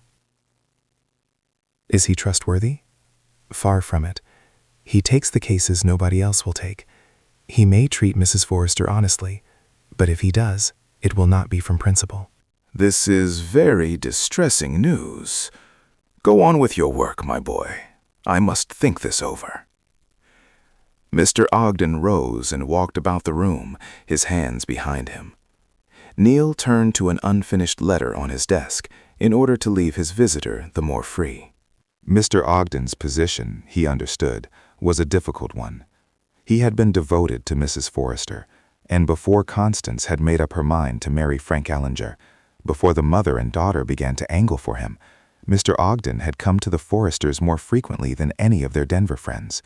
He hadn't been back, Neil believed, since that Christmas party when he and his family were there with Ellinger. Very soon afterward, he must have seen what his womenfolk were up to, and whether he approved or disapproved, he must have decided that there was nothing for him to do but to keep out. It hadn't been the Forresters' reversal of fortune that had kept him away. One could see that he was deeply troubled, that he had her heavily on his mind.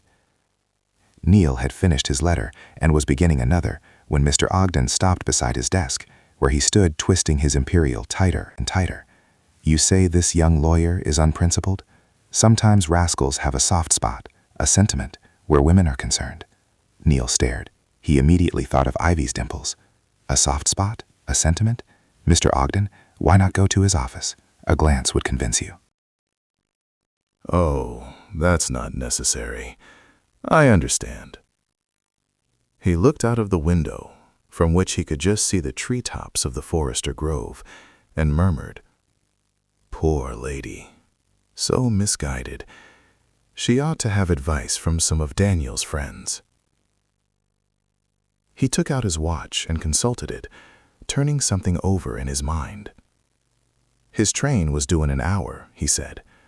Nothing could be done at present. In a few moments, he left the office. Afterward, Neil felt sure that when Mr. Ogden stood there uncertainly, watch in hand, he was considering an interview with Mrs. Forrester. He had wanted to go to her and had given it up. Was he afraid of his womenfolk? Or was it another kind of cowardice, the fear of losing a pleasant memory, of finding her changed and marred, a dread of something that would throw a disenchanting light upon the past? Neil had heard his uncle say that Mr. Ogden admired pretty women, though he had married a homely one, and that in his deep, non-committal way he was very gallant. Perhaps, with a little encouragement, he would have gone to see Mrs. Forrester, and he might have helped her. The fact that he had done nothing to bring this about made Neil realize how much his own feeling toward that lady had changed. It was Mrs. Forrester herself who had changed. Since her husband's death, she seemed to have become another woman. For years, Neil and his uncle, the Dowsells, and all her friends had thought of the captain as a drag upon his wife, a care that drained her and dimmed her and kept her from being all that she might be. But without him, she was like a ship without ballast, driven hither and thither by every wind. She was flighty and perverse. She seemed to have lost her faculty of discrimination, her power of easily and graciously keeping everyone in his proper place. Ivy Peters had been in Wyoming at the time of Captain Forrester's illness and death, called away by a telegram which announced that oil had been discovered near his landholdings. He returned soon after the captain's funeral, however, and was seen about the Forrester place more than ever. As there was nothing to be done on his fields in the winter, he had amused himself by pulling down the old barn after office hours. One was likely to come upon him smoking his cigar on the front porch as if he owned the place. He often spent the evening there, playing cards with Mrs. Forrester or talking about his business projects. He had not made his fortune yet, but he was on the way to it. Occasionally, he took a friend or two, some of the town boys, over to dine at Mrs. Forrester's. The boys' mothers and sweethearts were greatly scandalized. "Now she's after the young ones," said Ed Elliott's mother. "She's getting childish." At last, Neil had a plain talk with Mrs. Forrester. He told her that people were gossiping about Ivy's being there so much. He had heard comments even on the street. "But I can't bother about their talk. They have always talked about me. Always will. Mr. Peters is my lawyer and my tenant. I have to see him, and I'm certainly not going to his office. I can't sit in the house alone every evening and knit. If you came to see me any oftener than you do, that would make talk. You are still younger than Ivy, and better looking. Did that never occur to you?" "I wish you wouldn't talk to me like that," he said coldly. "Mrs. Forrester, why don't you go away? To California, to people of your own kind. You know this town is no place for you." "I mean to, just as soon as I can sell this place. It's all I have, and if I leave it to tenants, it will run down, and I can't sell it to advantage. That's why Ivy is here so much. He's trying to make the place presentable, pulling down the old barn that had become an eyesore, putting new boards in the porch floor where the old ones had rotted. Next summer, I am going to paint the house. Unless I keep the place up, I can never get my price for it." She talked nervously, with exaggerated earnestness, as if she were trying to persuade herself. "And what are you asking for it now, Mrs. Forrester?" $20,000. "You'll never get it, at least not until times have greatly changed." "That's what your uncle said. He wouldn't attempt to sell it for more than 12. That's why I had to put it into other hands. Times have changed, but he doesn't realize it. Mr. Forrester himself told me it would be worth that. Ivy says he can get me 20,000, or if not, he will take it off my hands as soon as his investments begin to bring in returns." "And in the meantime, you are simply wasting your life here." "Not altogether." She looked at him with pleading plausibility. "I am getting rested after a long strain, and while I wait, I'm finding new friends among the young men, those your age and a little younger. I've wanted for a long while to do something for the boys in this town, but my hands were full. I hate to see them growing up like savages, when all they need is a civilized house to come to and a woman to give them a few hints. They've never had a chance. You wouldn't be the boy you are if you'd never gone to Boston, and you've always had older friends who'd seen better days. Suppose you had grown up like Ed Elliott and Joe Simpson. I flatter myself I wouldn't be exactly like them if I had. However, there is no use discussing it if you've thought it over and made up your mind. I spoke of it because I thought you mightn't realize how it strikes the townspeople." "I know." She tossed her head. Her eyes glittered, but there was no mirth in them. It was more like hysterical defiance. "I know. They call me the Merry Widow. I rather like it." Neil left the house without further argument, and though that was 3 weeks ago, he had not been back since. Mrs. Forrester had called to see his uncle in the meantime. The judge was as courtly as ever in his manner toward her, but he was deeply hurt by her defection, and his cherishing care for her would never be revived. He had attended to all Captain Forrester's business for 20 years, and since the failure of the Denver bank, had never deducted a penny for fees from the money entrusted to him. Mrs. Forrester had treated him very badly. She had given him no warning. One day, Ivy Peters had come into the office with a written order from her, requesting that an accounting and all funds and securities be turned over to him. Since then, she had never spoken of the matter to the judge or to Neil, save in that conversation about the sale of the property. Chapter 8.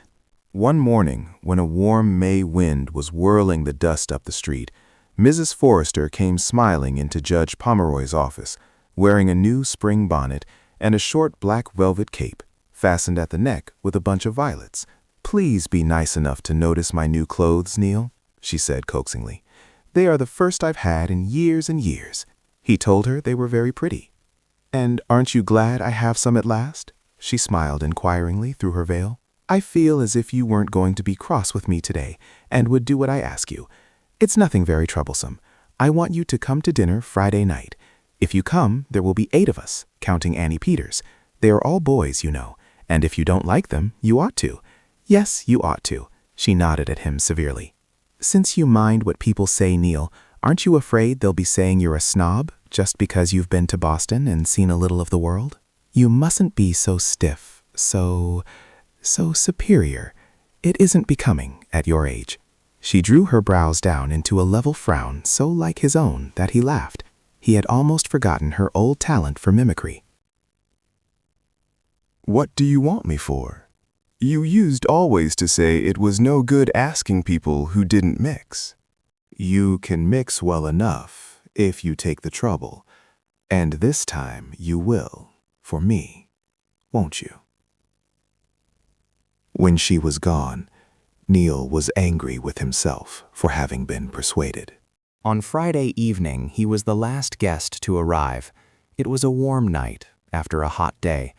The windows were open, and the perfume of the lilacs came into the dusky parlor where the boys were sitting about in chairs that seemed too big for them. A lamp was burning in the dining room, and there Ivy Peters stood at the sideboard, mixing cocktails. His sister Annie was in the kitchen, helping the hostess. Mrs. Forrester came in for a moment to greet Neil, then excused herself and hurried back to Annie Peters. Through the open door, he saw that the silver dishes had reappeared on the dinner table, and the candlesticks and flowers. The young men who sat about in the twilight would not know the difference, he thought, if she had furnished her table that morning from the stock in Wern's Queensware store. Their conception of a really fine dinner service was one hand-painted by a sister or sweetheart. Each boy sat with his legs crossed, one tan shoe swinging in the air and displaying a tan silk sock. They were talking about clothes. Joe Simpson, who had just inherited his father's clothing business, was eager to tell them what the summer styles would be. Ivy Peters came in, shaking his drinks. "You fellows are like a bunch of girls, always talking about what you are going to wear and how you can spend your money. Simpson wouldn't get rich very fast if you all wore your clothes as long as I do. When did I get this suit, Joe?" "Oh, about the year I graduated from high school, I guess." They all laughed at Ivy. No matter what he did or said, they laughed, in recognition of his general success. Mrs. Forrester came back, fanning herself with a little sandalwood fan, and when she appeared, the boys rose, in alarm, one might have thought, from the suddenness of it. That much, at any rate, she had succeeded in teaching them. "Are your cocktails ready, Ivy? You will have to wait for me a moment while I put some powder on my nose. If I'd known how hot it would be tonight, I'm afraid I wouldn't have had a roast for you. I'm browner than the ducks. You can pour them, though. I won't be long." She disappeared into her own room, and the boys sat down with the same surprising promptness. Ivy Peters carried the tray about, and they held their glasses before them, waiting for Mrs. Forrester. When she came, she took Neil's arm and led him into the dining room. "Did you notice," she whispered to him, "how they hold their glasses? What is it they do to a little glass to make it look so vulgar? Nobody could ever teach them to pick one up and drink out of it. Not if there were tea in it. Aloud, she said, "Neil, will you light the candles for me? And then take the head of the table, please. You can carve ducks." "Not so well as my uncle does," he murmured, carefully putting back a candle shade. "Nor as Mr. Forrester did?" "I don't ask that. Nobody can carve now as men used to. But you can get them apart, I suppose. The place at your right is for Annie Peters. She is bringing in the dinner for me. Be seated, gentlemen," with a little mocking bow and a swinging of earrings. While Neil was carving the ducks, Annie slipped into the chair beside him, her naturally red face glowing from the heat of the stove. She was several years younger than her brother, whom she obeyed unquestioningly in everything. She had an extremely bad complexion and pale yellow hair with white lights in it, exactly the color of molasses taffy that has been pulled until it glistens. During the dinner, she did not once speak, except to say, "Thank you," or "No, thank you." Nobody but Mrs. Forrester talked much until the first helping of duck was consumed. The boys had not yet learned to do two things at once. They paused only to ask their hostess if she would care for the jelly or to answer her questions. Neil studied Mrs. Forrester between the candles, as she nodded encouragingly to one and another, trying to draw them out, laughing at Roy Jones' heavy jokes, or congratulating Joe Simpson upon his new dignity as a businessman with a business of his own. The long earrings swung beside the thin cheeks, that were none the better, he thought, for the rouge she had put on them when she went to her room just before dinner. It improved some women, but not her. At least not tonight, when her eyes were hollow with fatigue, and she looked pinched and worn as he had never seen her. He sighed as he thought how much work it meant to cook a dinner like this for 8 people, and a beefsteak with potatoes would have pleased them better. They didn't really like this kind of food at all. Why did she do it? How would she feel about it tonight when she sank dead weary into bed after these stupid boys had said goodnight and their yellow shoes had carried them down the hill? She was not eating anything. She was using up all her vitality to electrify these heavy lads into speech. Neil felt that he must help her, or at least try to. He addressed them one after another with energy and determination.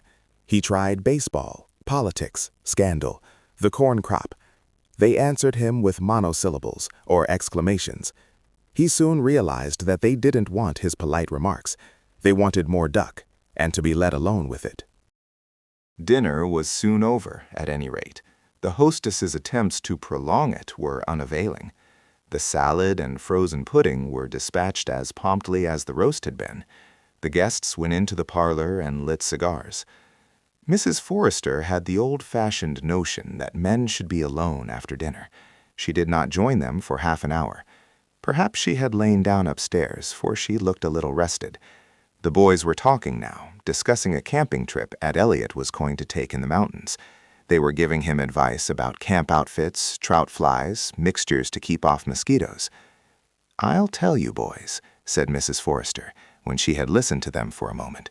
"When I go back to California, I intend to have a summer cabin up in the Sierras, and I invite you one and all to visit me. You'll have to work for your keep, you understand. Cut the firewood and bring the water and wash the pots and pans and go out and catch fish for breakfast. Ivy can bring his gun and shoot game for us, and I'll bake bread in an iron pot, the old trapper's way, if I haven't forgotten how. Will you come?" "You bet we will. You know those mountains by heart, I expect," said Ed Elliott. She smiled and shook her head. "It would take a lifetime to do that, Ed. More than a lifetime. The Sierras, there's no end to them, and they're magnificent." Neil turned to her. "Have you ever told the boys how it was you first met Captain Forrester in the mountains out there? If they haven't heard the story, I think they would like it." "Really? Would you?" "Well, once upon a time, when I was a very young girl, I was spending the summer at a camp in the mountains with friends of my father's." She began there, but that was not the beginning of the story. Long ago, Neil had heard from his uncle that the beginning was a scandal and a murder. When Marian Ormsby was 19, she was engaged to Ned Montgomery, a gaudy young millionaire of the Gold Coast. A few weeks before the date set for their marriage, Montgomery was shot and killed in the lobby of a San Francisco hotel by the husband of another woman.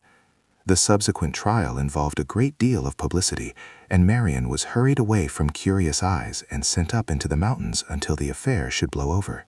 Tonight, Mrs. Forrester began with "Once upon a time."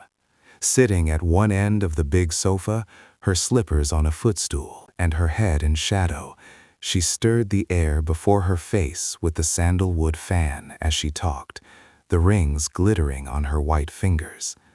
She told them how Captain Forrester, then a widower, had come up to the camp to visit her father's partner. She had noticed him very little. She was off every day with the young men. One afternoon, she had persuaded young Fred Harney, an intrepid mountain climber, to take her down the face of Eagle Cliff. They were almost down and were creeping over a projecting ledge when the rope broke and they dropped to the bottom. Harney fell on the rocks and was killed instantly. The girl was caught in a pine tree, which arrested her fall. Both her legs were broken, and she lay in the canyon all night in the bitter cold, swept by the icy canyon draft. Nobody at the camp knew where to look for the two missing members of the party. They had stolen off alone for their foolhardy adventure. Nobody worried, because Harney knew all the trails and could not get lost. In the morning, however, when they were still missing, search parties went out. It was Captain Forrester's party that found Marian and got her out by the lower trail. The trail was so steep and narrow, the turns round the jutting ledges so sharp, that it was impossible to take her out on a litter. The men took turns carrying her, hugging the canyon walls with their shoulders as they crept along. With her broken legs hanging, she suffered terribly, fainted again and again.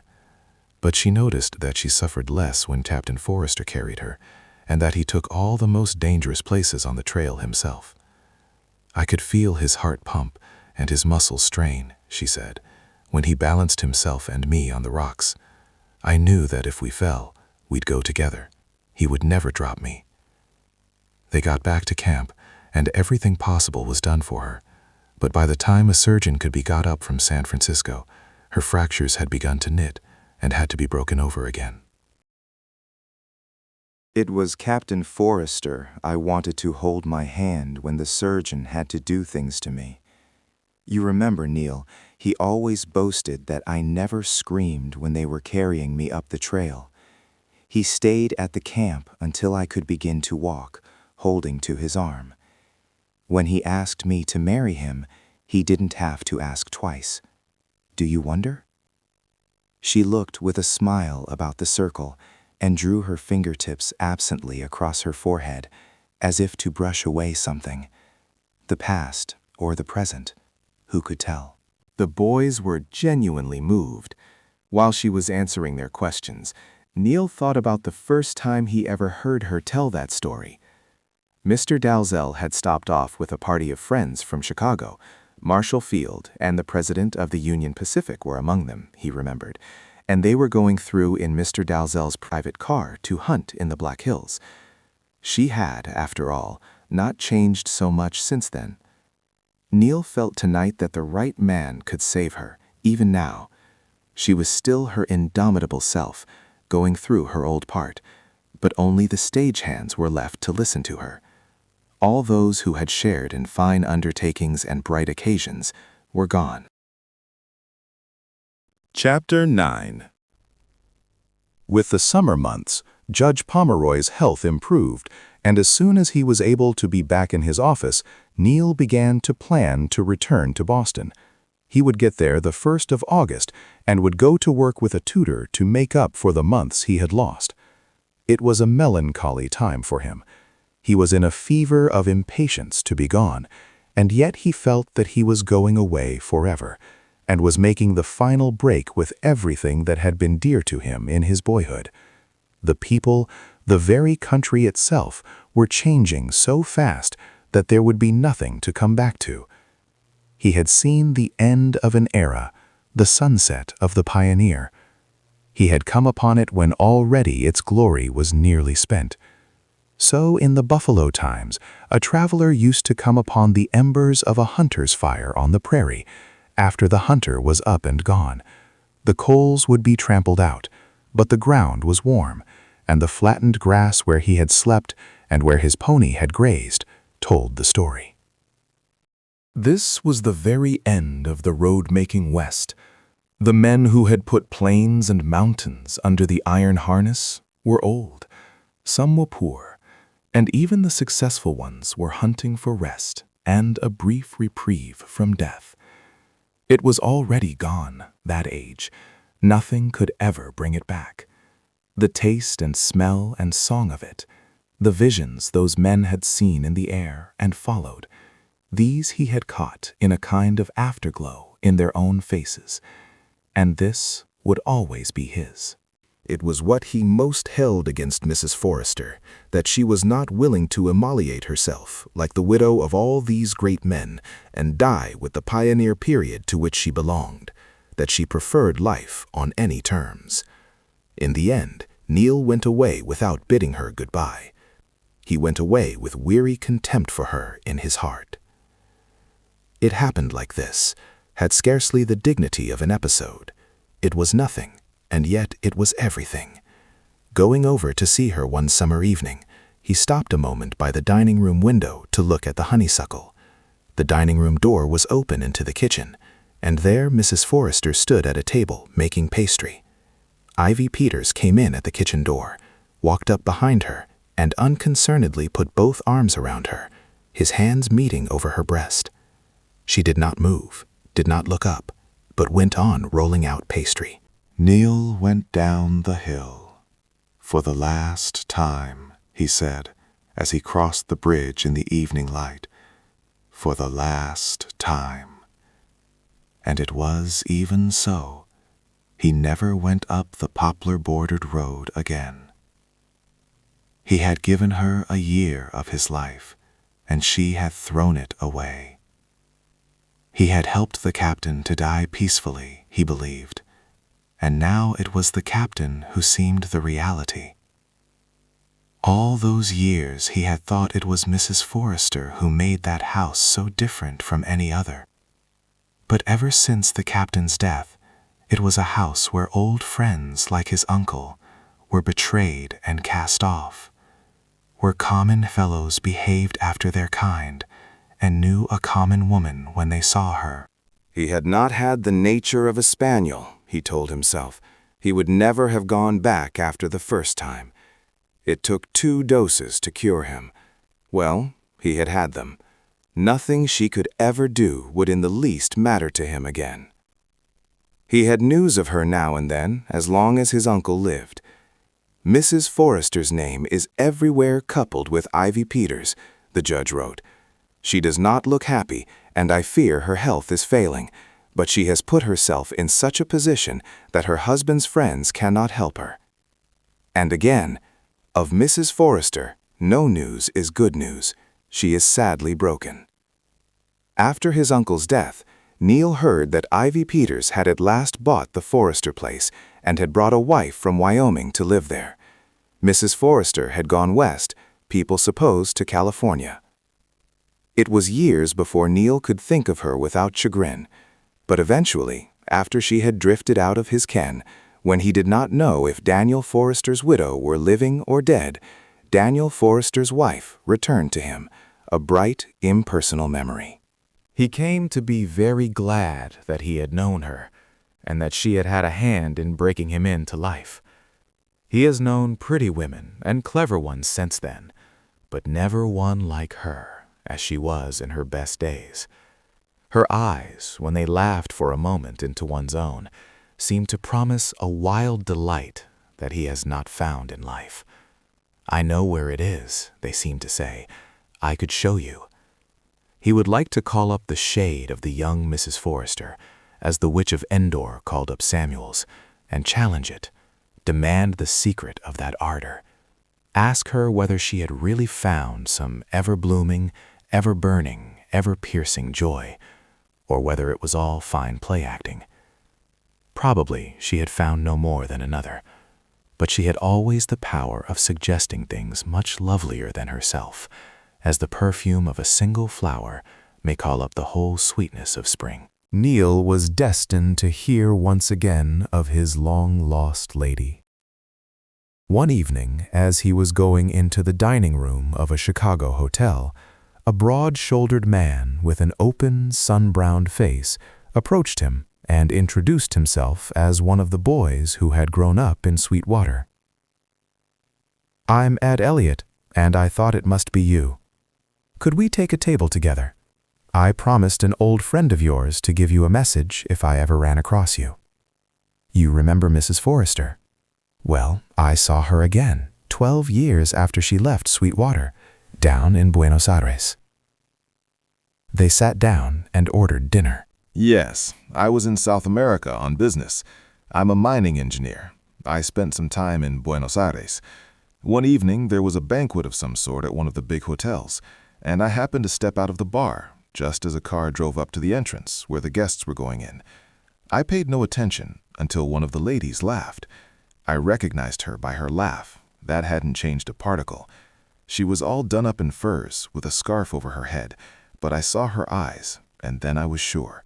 I stepped up and spoke to her. She seemed glad to see me, made me go into the hotel and talk to me until her husband came to drag her away to the dinner. Oh yes, she was married again, to a rich, cranky old Englishman. Henry Collins was his name. He was born down there, she told me, but she met him in California. She told me they lived on a big stock ranch and had come down in their car for this banquet. I made inquiries afterward and found the old fellow was quite a character, had been married twice before, once to a Brazilian woman. People said he was rich, but quarrelsome and rather stingy. She seemed to have everything, though. They traveled in a fine French car, and she had brought her maid along, and he had his valet. No, she hadn't changed as much as you'd think. She was a good deal made up, of course, like most of the women down there. Plenty of powder, and a little red, too, I guess. Her hair was black, blacker than I remembered it. Looked as if she dyed it. She invited me to visit them on their estate, and so did the old man when he came to get her. She asked about everybody, and said, "If you ever meet Neil Herbert, give him my love, and tell him I often think of him." She said again, "Tell him things have turned out well for me. Mr. Collins is the kindest of husbands. I called at your office in New York on my way back from South America, but you were somewhere in Europe." It was remarkable how she'd come up again. She seemed pretty well gone to pieces before she left Sweetwater. "Do you suppose," said Neil, "that she could be living still? I'd almost make the trip to see her." "No, she died about 3 years ago. I know that for certain. After she left Sweetwater, wherever she was, she always sent a check to the Grand Army Post every year to have flowers put on Captain Forrester's grave for Decoration Day. 3 years ago, the post got a letter from the old Englishman with a draft for the future care of Captain Forrester's grave, in memory of my late wife, Marian Forrester Collins. So we may feel sure that she was well cared for, to the very end," said Neil. "Thank God for that. I knew you'd feel that way," said Ed Elliott, as a warm wave of feeling passed over his face. "I did." The end.